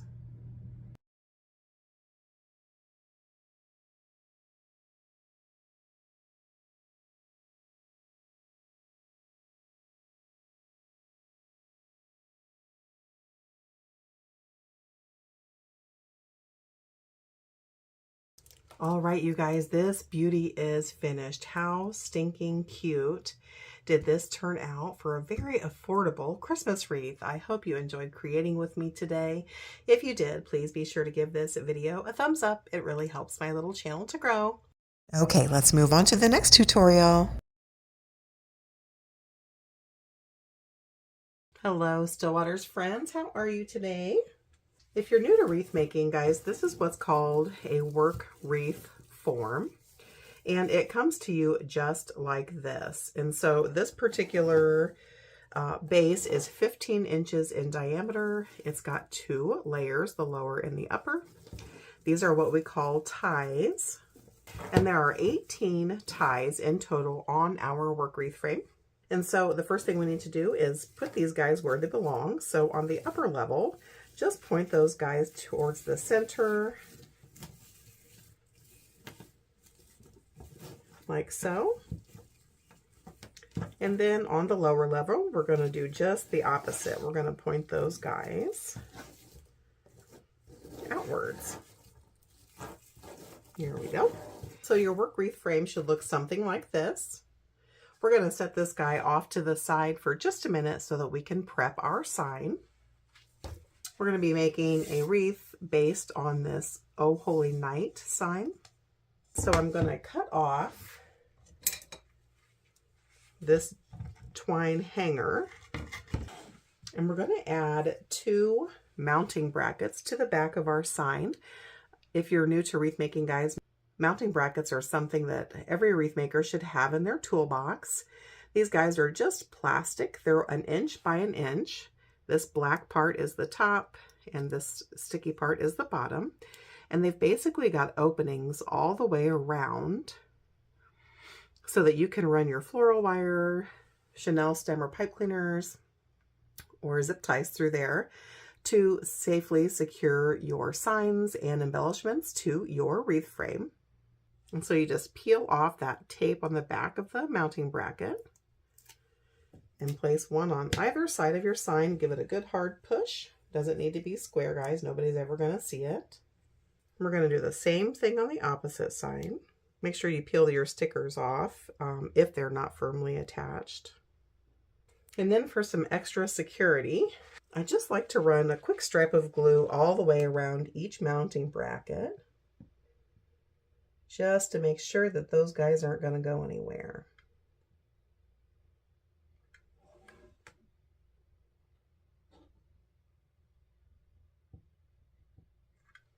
And then we're going to sit our sign off to the side so that can be drying while we add Deco mesh into our wreath base. So today we're going to be doing the poof and double curl method. It's one of my favorite methods for wreath making when using Deco mesh. If you're new to wreath making, guys, Deco mesh loves to fray. So anything that we can do as creators to help reduce that fray is always ideal. We're going to be using 3 different colors of 10-inch Deco mesh today. We'll be using a burlap colored, a shimmery white, and a shimmery navy. And we're going to start with the burlap colored. You'll also need a standard ruler. And the first layer to this process, guys, is to add poofs to our wreath base. That's step number 1. We're going to start on the lower level.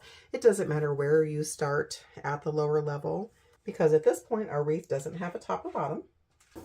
So have your Deco mesh, your tan Deco mesh roll in your work area and curl side down. Just roll out a foot or so.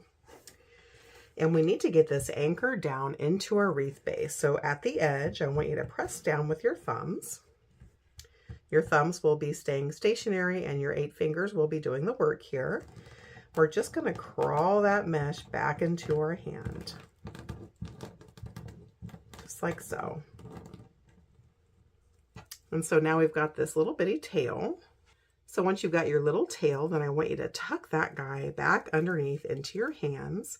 And basically what that does is tuck away that raw edge of your Deco mesh to, again, help prevent the fray.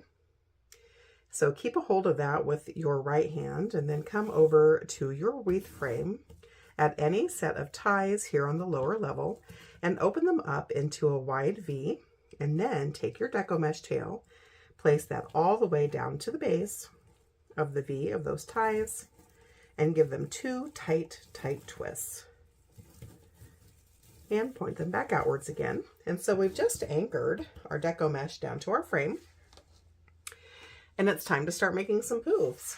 To make our poofs, we're going to take our ruler, lay your ruler on the most recent set of ties, come out to that 10-inch mark, and guys, no one's looking for perfection here. No one's going to be measuring your Deco mesh.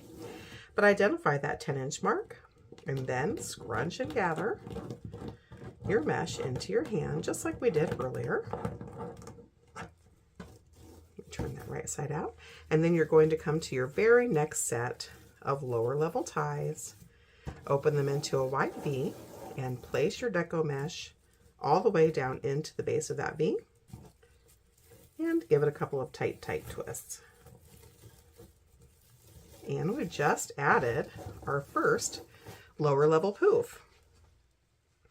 Let's do one more together and then we'll speed ahead. So I'm going to place my ruler at the most recent set of ties that I've used, come out to that 10-inch mark, scrunch and gather that mesh into my hand, come to my very next set of ties on that lower level, open them into a wide V, and place that mesh all the way down to the base of that V, and give those ties a couple of tight twists. And we've just added our second poof.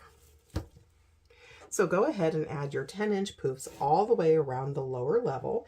And when you get to the last set of ties, I'll meet you back here. Okay, it's time to add our last lower level poof.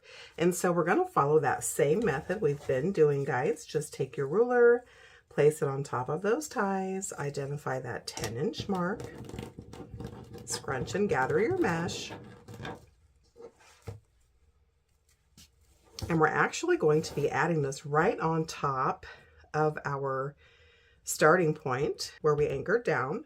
So just carefully untwist those ties. As long as you're careful, I promise that mesh isn't going to go anywhere. So we're going to open those ties back up and lay this pinch of mesh right on top, all the way down to the base. And again, give it a couple of tight twists. And we've just added our last lower level poof. And so now it's time to jump to the upper level. And so what we're going to do to jump to the upper level, guys, is keep a hold of your mesh in your hand and pulling it tautly, come to that first set of ties on the upper level. And we're not going to make a poof here. We're just going to keep that mesh taut. And we're going to come in behind that set of ties and anchor down our mesh at the base of the V of those ties and give it a couple of tight twists. So as you can see here, we've jumped from the lower to the upper level. It's nice and taut, no poof. And now we're going to start adding poofs to the upper level. We're basically going to do the exact same thing that we did on the lower level, except our upper level poofs will only be 8-inch poofs. So you're going to take your ruler, place it on your most recent set of ties that you've used, identify that 8-inch mark, scrunch and gather that mesh, come to that very next set of upper level ties, open them into a wide V, place that deco mesh down at the base of the V, and give it 2 tight twists. And we've just added our first upper level poof. Go ahead and add your 8-inch poofs all the way around the upper level, and I'll meet you back here. Okay, it's time to add our last upper level poof. So we're going to place our ruler on the most recent set of ties that we've used and come out to that 8-inch mark. We'll scrunch and gather our mesh. And we're going to add this right on top of where we jumped our mesh from the lower to the upper.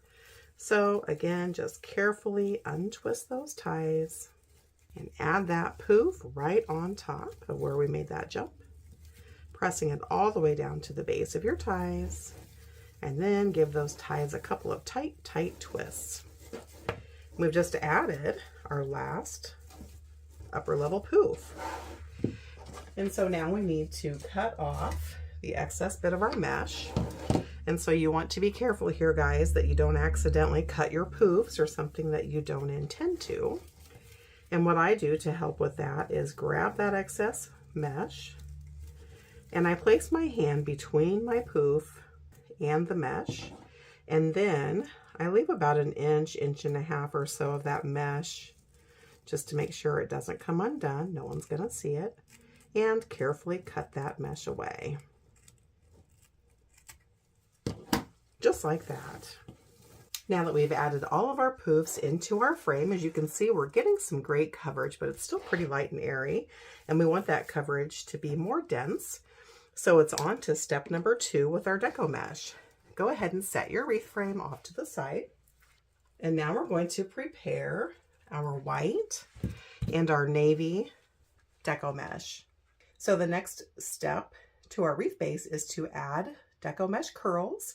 Remember, we've got 18 sets of ties on our entire wreath base. And we're going to add 1 white curl and 1 navy curl to every single set of ties. So we're going to need 18 pieces of the white and 18 pieces of the navy. And those pieces need to be cut at 10 inches. I'm going to use my self-healing mat and my rotary cutter, which if you are new to wreath making, guys, and you've not yet seen the rotary cutter, it basically works like a pizza cutter. And it allows you to cut your deco mesh quickly and with nice clean lines. They're pretty inexpensive. I'll leave a link for you below. If you don't have a rotary cutter and a self-healing mat, just go ahead and use your scissors and a ruler. So you're just going to roll your pieces out and cut them at 10 inches in length.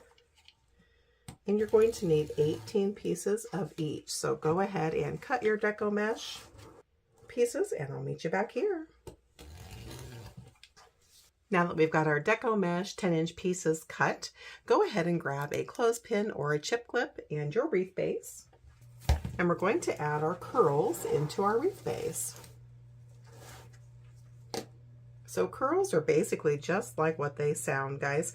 So grab a piece of deco mesh and lay it in your workstation curl side up. And you're just going to roll that guy into a cylindrical tube, or what we call in the wreath making world, curls. Just like so. And so it's basically about 1 inch in diameter there in the center. And then of course it flails a bit at the ends. You'll take your clip and just pinch that guy in the center and sit it off to the side. And now we'll grab our second color and do the same thing. So I'm just going to lay that in my workstation, curl side up, roll this guy into a cylindrical tube so that it's about 1 inch or so in diameter in the center. I'll grab that first curl I made and we're just going to make a loose X seam side down. And we're going to add this curled X to every single set of ties in our wreath base, guys, so it doesn't matter where you start. Just spread those ties into a wide V. Place the center of your deco mesh X all the way down to the base and give it a couple of tight twists. And we've just added our first set of curls. Let's do one more set together and then we'll speed ahead. So grab your first colored piece of deco mesh and lay it in your work area, curl side up. Roll that guy into a cylindrical tube so that it's about 1 inch or so in diameter in the center. Grab your clip, pinch that guy in the middle.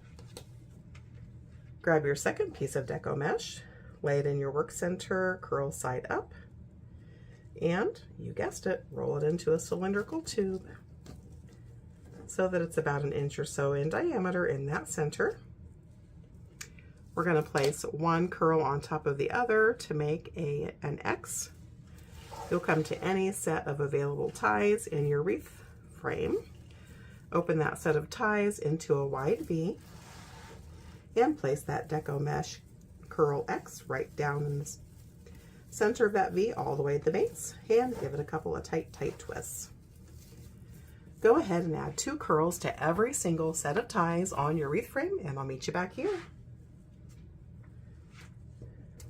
All right, guys, we've got all of our curls added into our wreath base and look how full this beauty has become. So it's just got a lot of depth and dimension, super great coverage.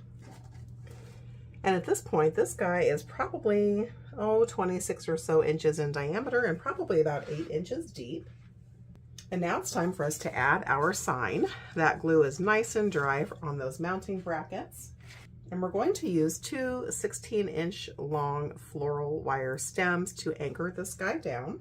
And so I'm just going to fold this floral wire stem in half at a loose V just to identify that center point. I'll run that right through my bracket and give it a loose twist or two just so it doesn't slide out while we're adding it in. And then I'm going to do the same thing on the other side.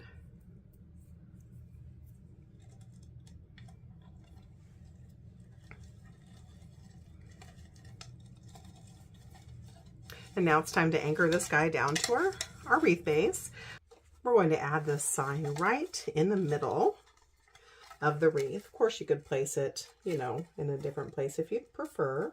So I'm just going to take these floral wire stems and one side at a time, run that guy right through the mesh, right through our wreath base. Then I'm going to flip it over. I'm going to actually sneak that guy right around this crossbar. That will help the sign keep from sliding. I'm just going to give it a couple of loose twists just to hold it in place. Then we'll come back to the front side of our wreath and do the same thing on the opposite side. So now I'm going to untwist and retwist at about 80% tension. You want that sign to be nice and secure and not floppy, but not so tight down in there that it disappears within your wreath. So I've given it 6 or 7 tight twists at about 80% tension, and then I'm trimming off the excess bits of those wire ties with my small snips. Then I'm going to come back to those floral wire ends, pinch them together so they're not as pokey, and kind of curl them back into the wreath so that if we or our customer grabs there, we're not going to get poked. And then I'm just going to take a 1/2 inch bead of glue or so and run that right over that floral wire stem in the frame of our wreath, just for some extra stability, guys. And I'm going to do the exact same thing on the other side. How stinking cute is this wreath coming together, guys? Oh my goodness. So let me show you the bow that I actually made for this wreath, guys. I actually made this on a tutorial earlier this week. This is what's called a terry bow. I'll leave a link for the step-by-step tutorial on how to make this style of bow. So I've decided to place the bow on the upper left. This is off to the side here.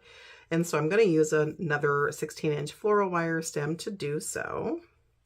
So I've just folded it loosely to identify that center point. I'm going to wrap that pipe cleaner around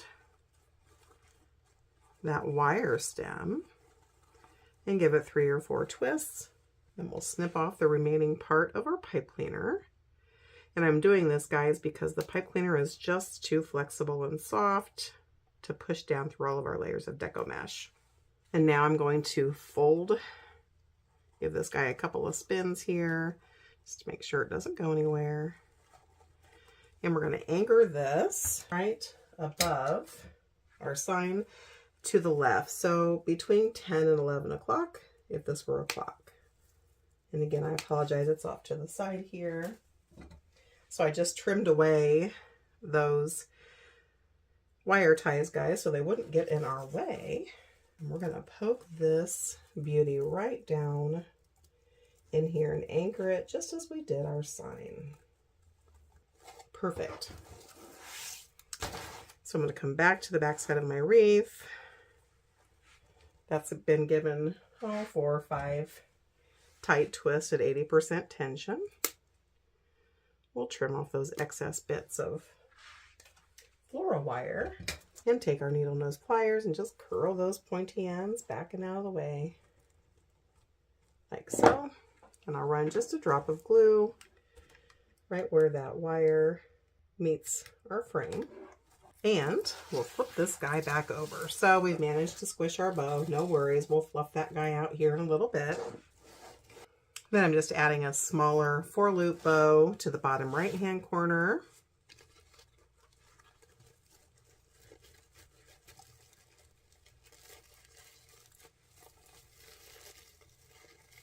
I'm going to secure that down with those ties on our wreath.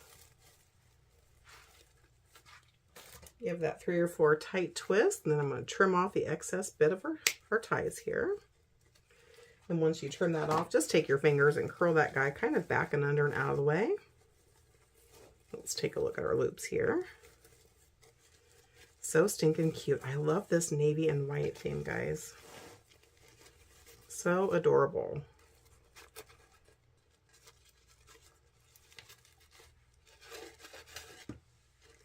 And because it's wired ribbon, it will take the shape that you want. You can curl those tails. Just give them a little bit of a bump, whatever you want to do.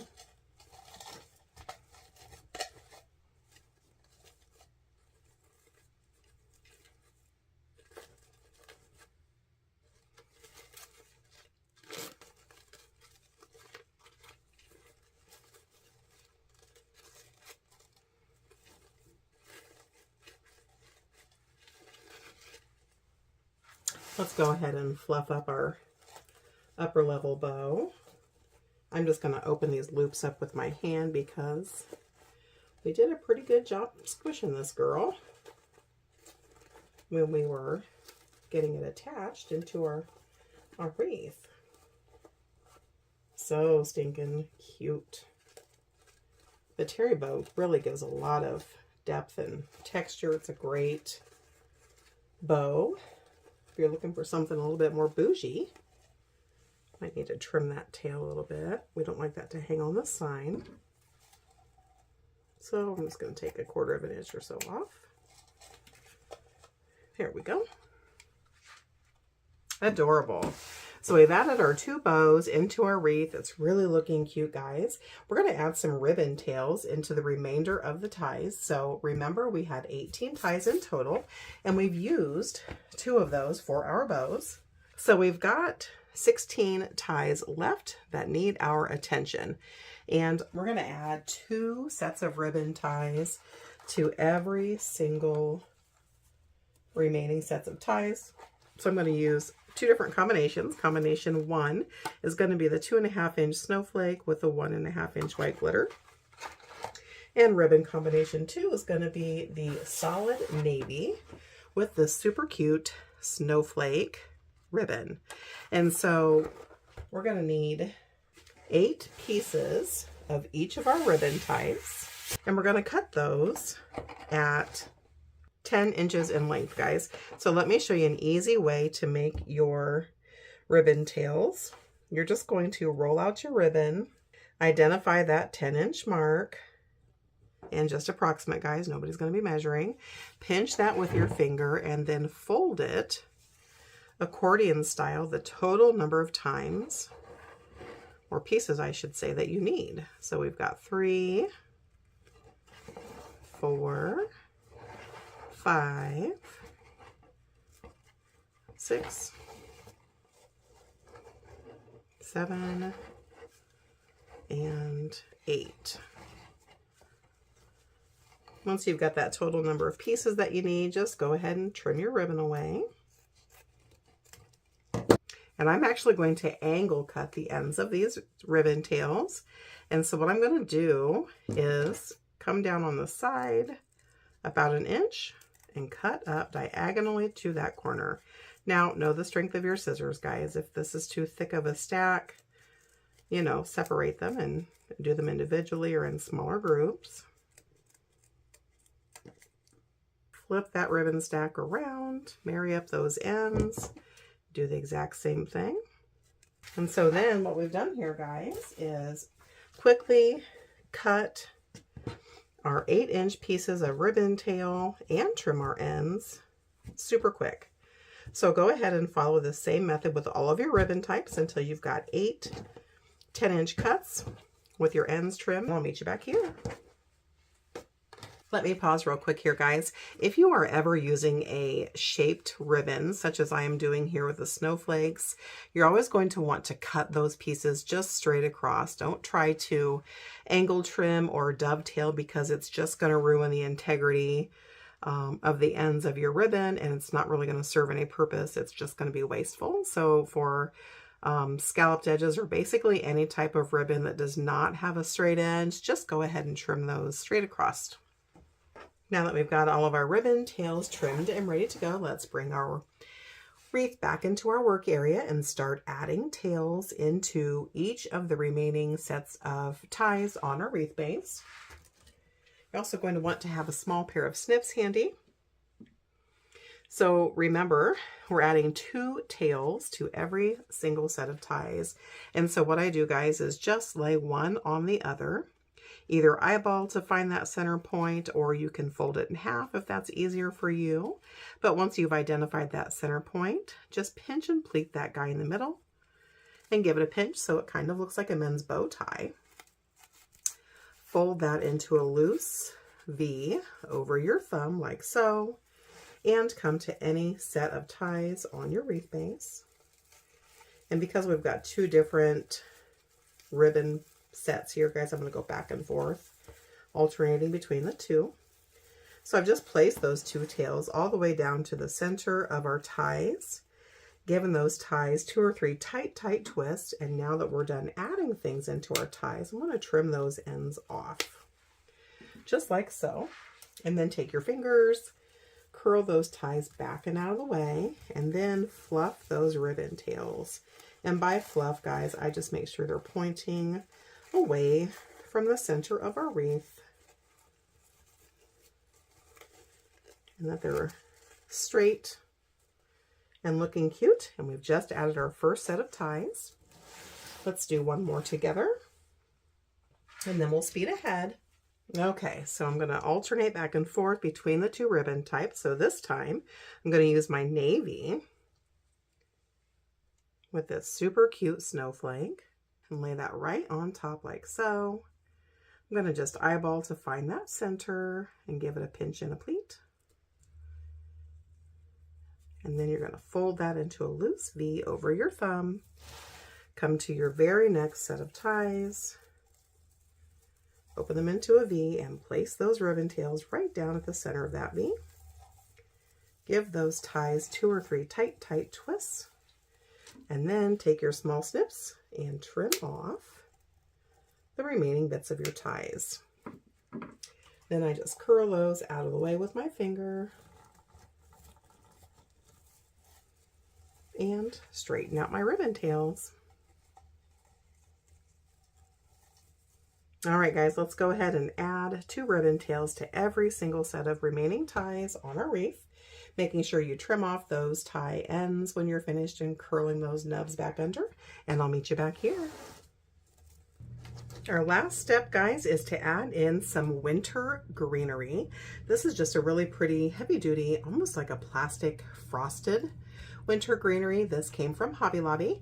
Guys, if you are new to wreath making, you'll soon discover that florals will nearly always be your most expensive part of wreath making.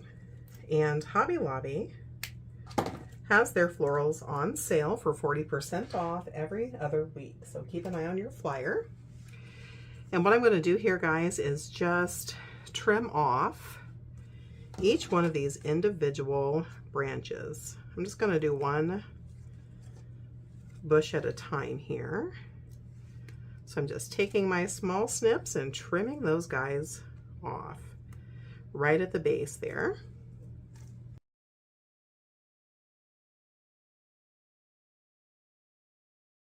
You're going to be left with, pieces that are approximately 2 to 3 inches in length with a little bit of a nub on the end.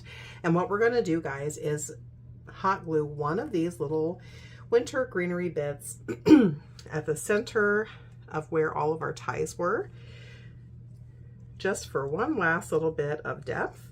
And so all I'm going to do is take my glue gun. Typically, I wouldn't recommend you do this above your wreath, guys, because you don't want to drip. And just on that stem, so about 1/4 of an inch, put a little stripe of glue, and then come into where those ties were at that we've trimmed off, and add a single piece of greenery to every single spot, both the upper and the lower level. So I'm just going to work my way all the way around. The only place you're not going to add greenery is where your bows are.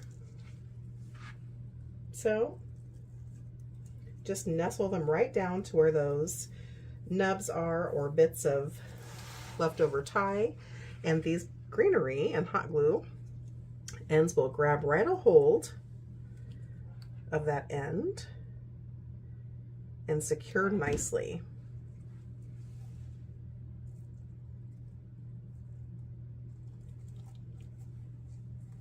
So work your way all the way around your wreath. Add a single greenery bit at every single place where we had a tie, using a little dollop of your hot glue, and I'll meet you back here.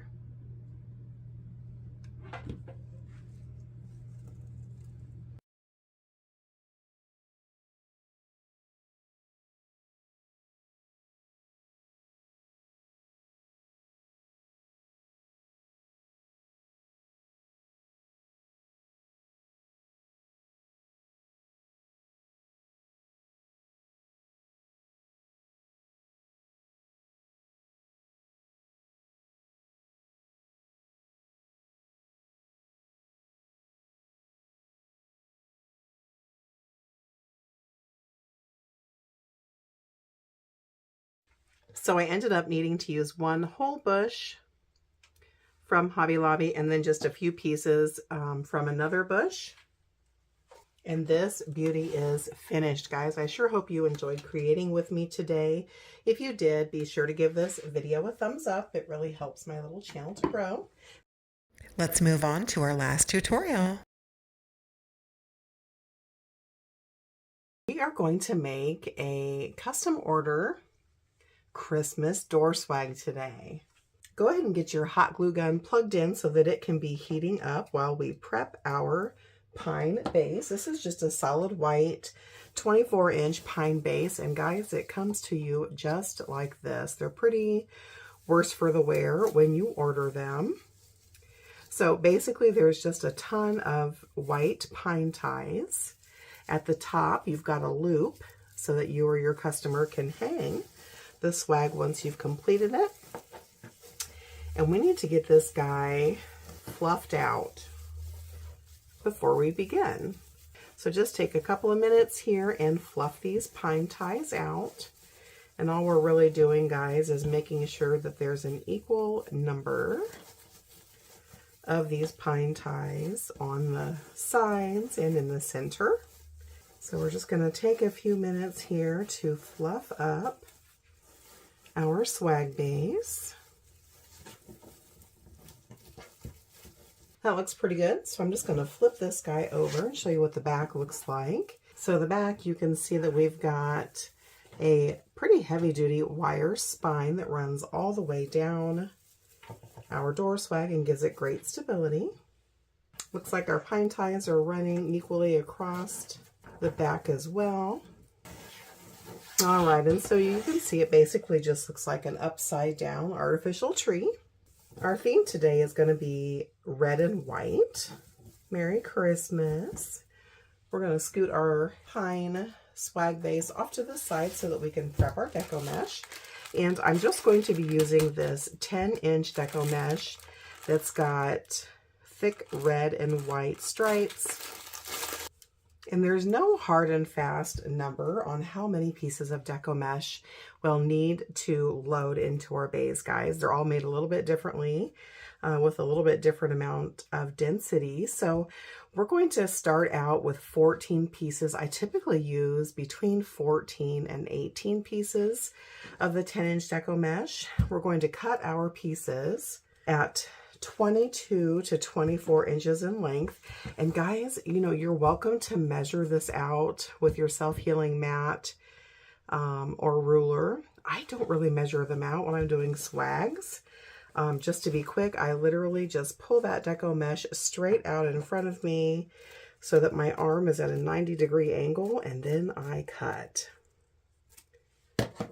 So essentially, if my arm's in the same place every time, we've got about the same length. This is 22.5, not quite 23 inches in length. So I'm going to go ahead and start out by cutting 14 pieces at 20 to 24 inches in length, and then I'll meet you back here.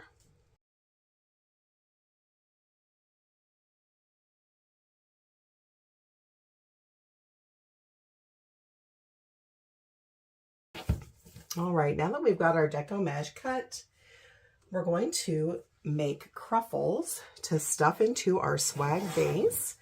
If you're new to deco mesh, friends, deco mesh loves to fray. So anything that we can do as creators to help reduce that fray is always ideal.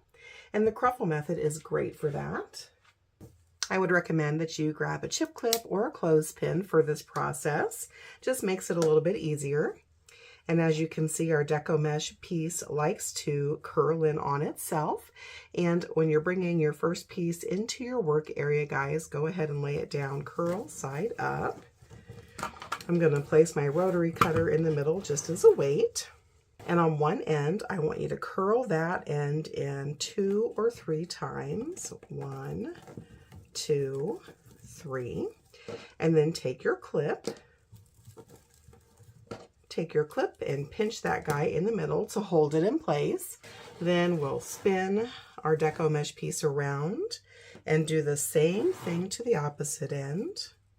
1, 2, 3.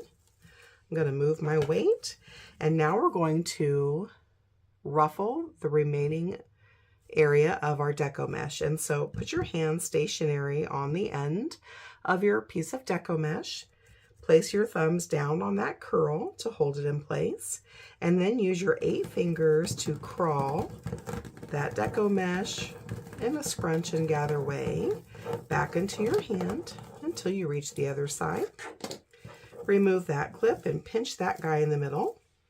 And you've just made your very first cruffle. And what a cruffle really is, guys, is just a curl on either end and then the ruffle in the middle, hence the cruffle. We'll bring our swag base back to our work area, and we're going to add this guy down in. And we're going to be using these pine ties to secure our cruffles as we add them in. We're going to start on one side at the top, work our way all the way down to the tip, and then all the way back up. So you're just going to find 2 neighboring pine ties, place that cruffle all the way down to the base. Give those 2 pine ties a couple of tight twists to secure that guy in. And we've just added our first cruffle. Let's do one more together and then we'll speed ahead. Grab a piece of deco mesh and lay it in your work area, curl side up. I'm going to place my weight there in the middle. At one end, roll or curl that mesh in 2 or 3 times. Then grab your clip, pinch that guy in the middle to secure it, and spin your deco mesh piece around. We're going to do the same thing to the other end, giving it 2 or 3 curls. What that does, friends, is tuck away that raw edge so that it can't be disturbed, which really helps to prevent that fray. Once you've created your curl at the opposite end, go ahead and scrunch and gather that mesh into your hand all the way to the end of the piece. Remove your clip, pinch that guy together in the middle, bring your swag back into your work area, and immediately below where we added our last piece of mesh, find 2 neighboring pine ties, stuff that cruffle all the way down to the base, and give those pine ties a couple of tight twists. And we've just added our second cruffle. So go ahead and repeat this process, going all the way down one side of your pine swag base and then back up the other side. You may need to cut a few more pieces. That's totally fine. Make it as full as you'd like, and then I'll meet you back here.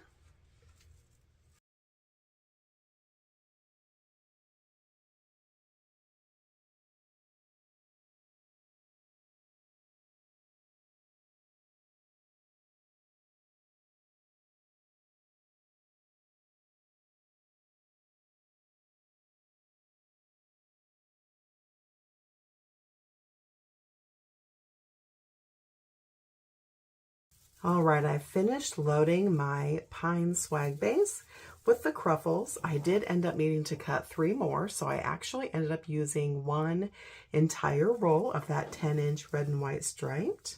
But look how stinking cute our base is coming together, guys. Nice and full. Let's go ahead and get our sign added in. This is just a Merry Christmas metal sign from Hobby Lobby.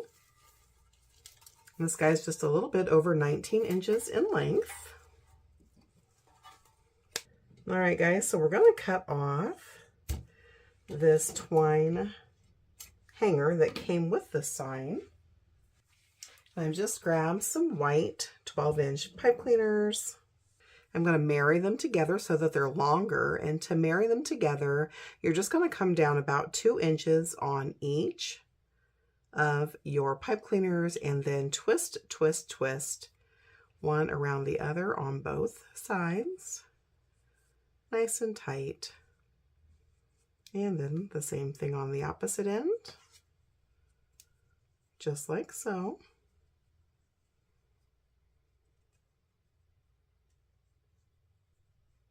Perfect. And then I'm going to run that pipe cleaner right through this hanger.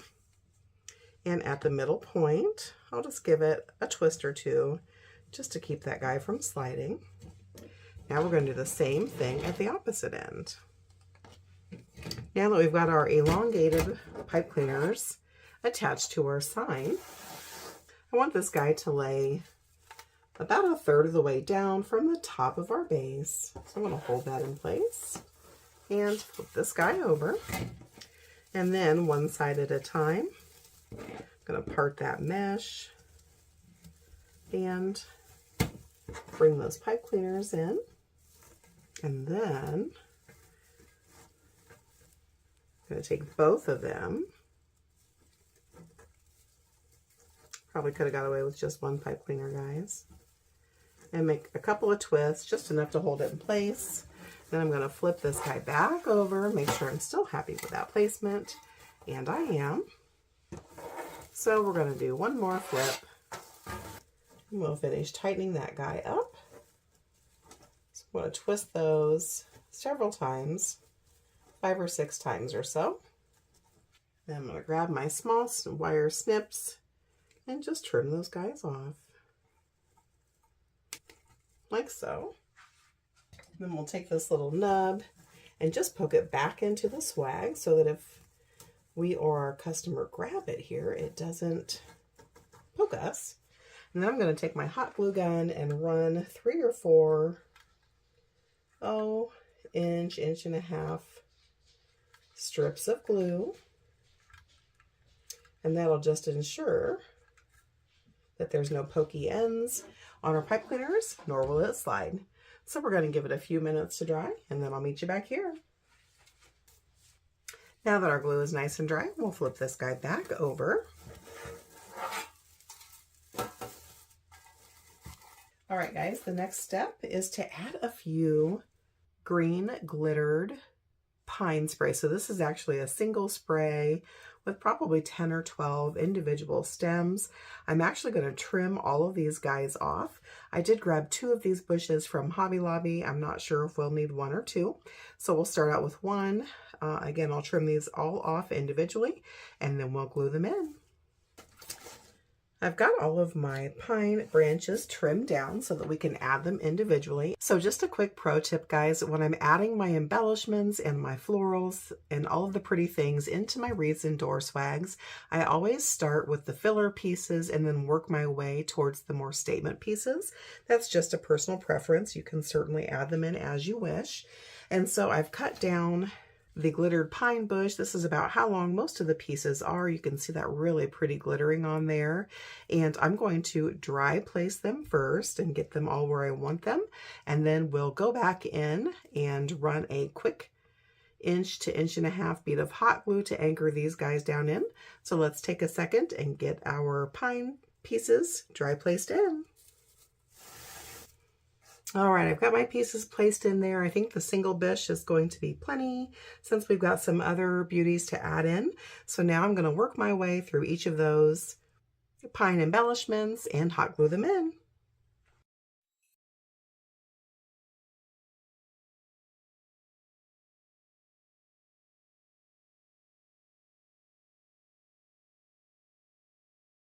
All right, you guys, I've got those glued down in, and how stinking cute are they? You probably noticed I just glued them in where they were. These guys really grab nice and tight, and I didn't want to pull them back out. So I just parted the branches and ran my glue gun right down at the base where these pine pieces were nestled down in and gave them 2 squirts of glue.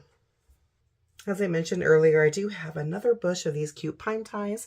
We may add a few in along the back once we're finished adding our other embellishments in, but for now, let's keep on. Next, we're going to add these super cute red glittery ornaments from Hobby Lobby.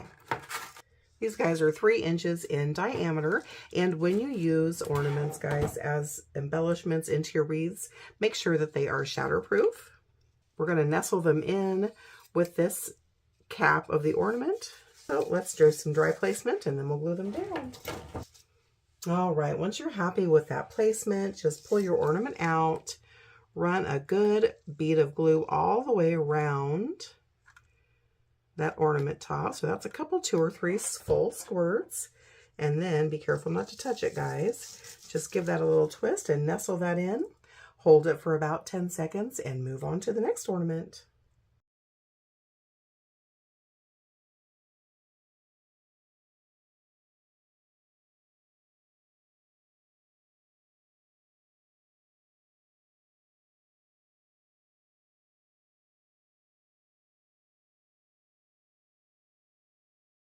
You guys, this is looking so cute. I'm going to add in 2 glittery snowflake picks. These are from Hobby Lobby. And 6 of these little white and red ornaments. Let's get them dry placed and then we'll glue them in.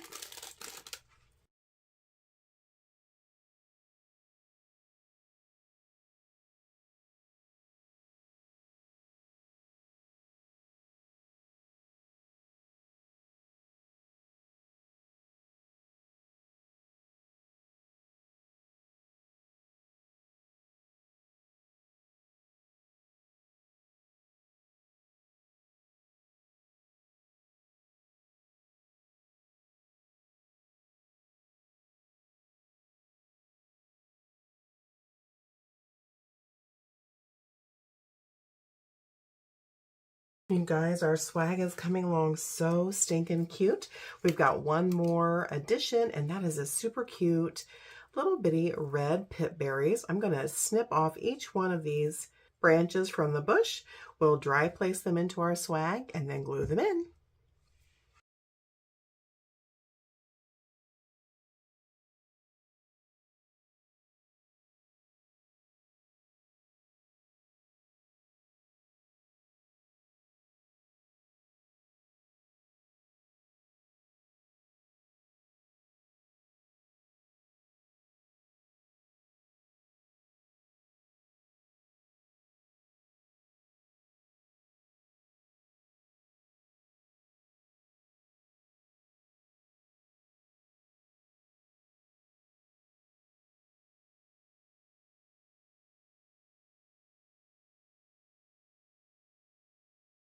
All right, my crafty friends, we are finished. Look how stinking cute this beauty turned out.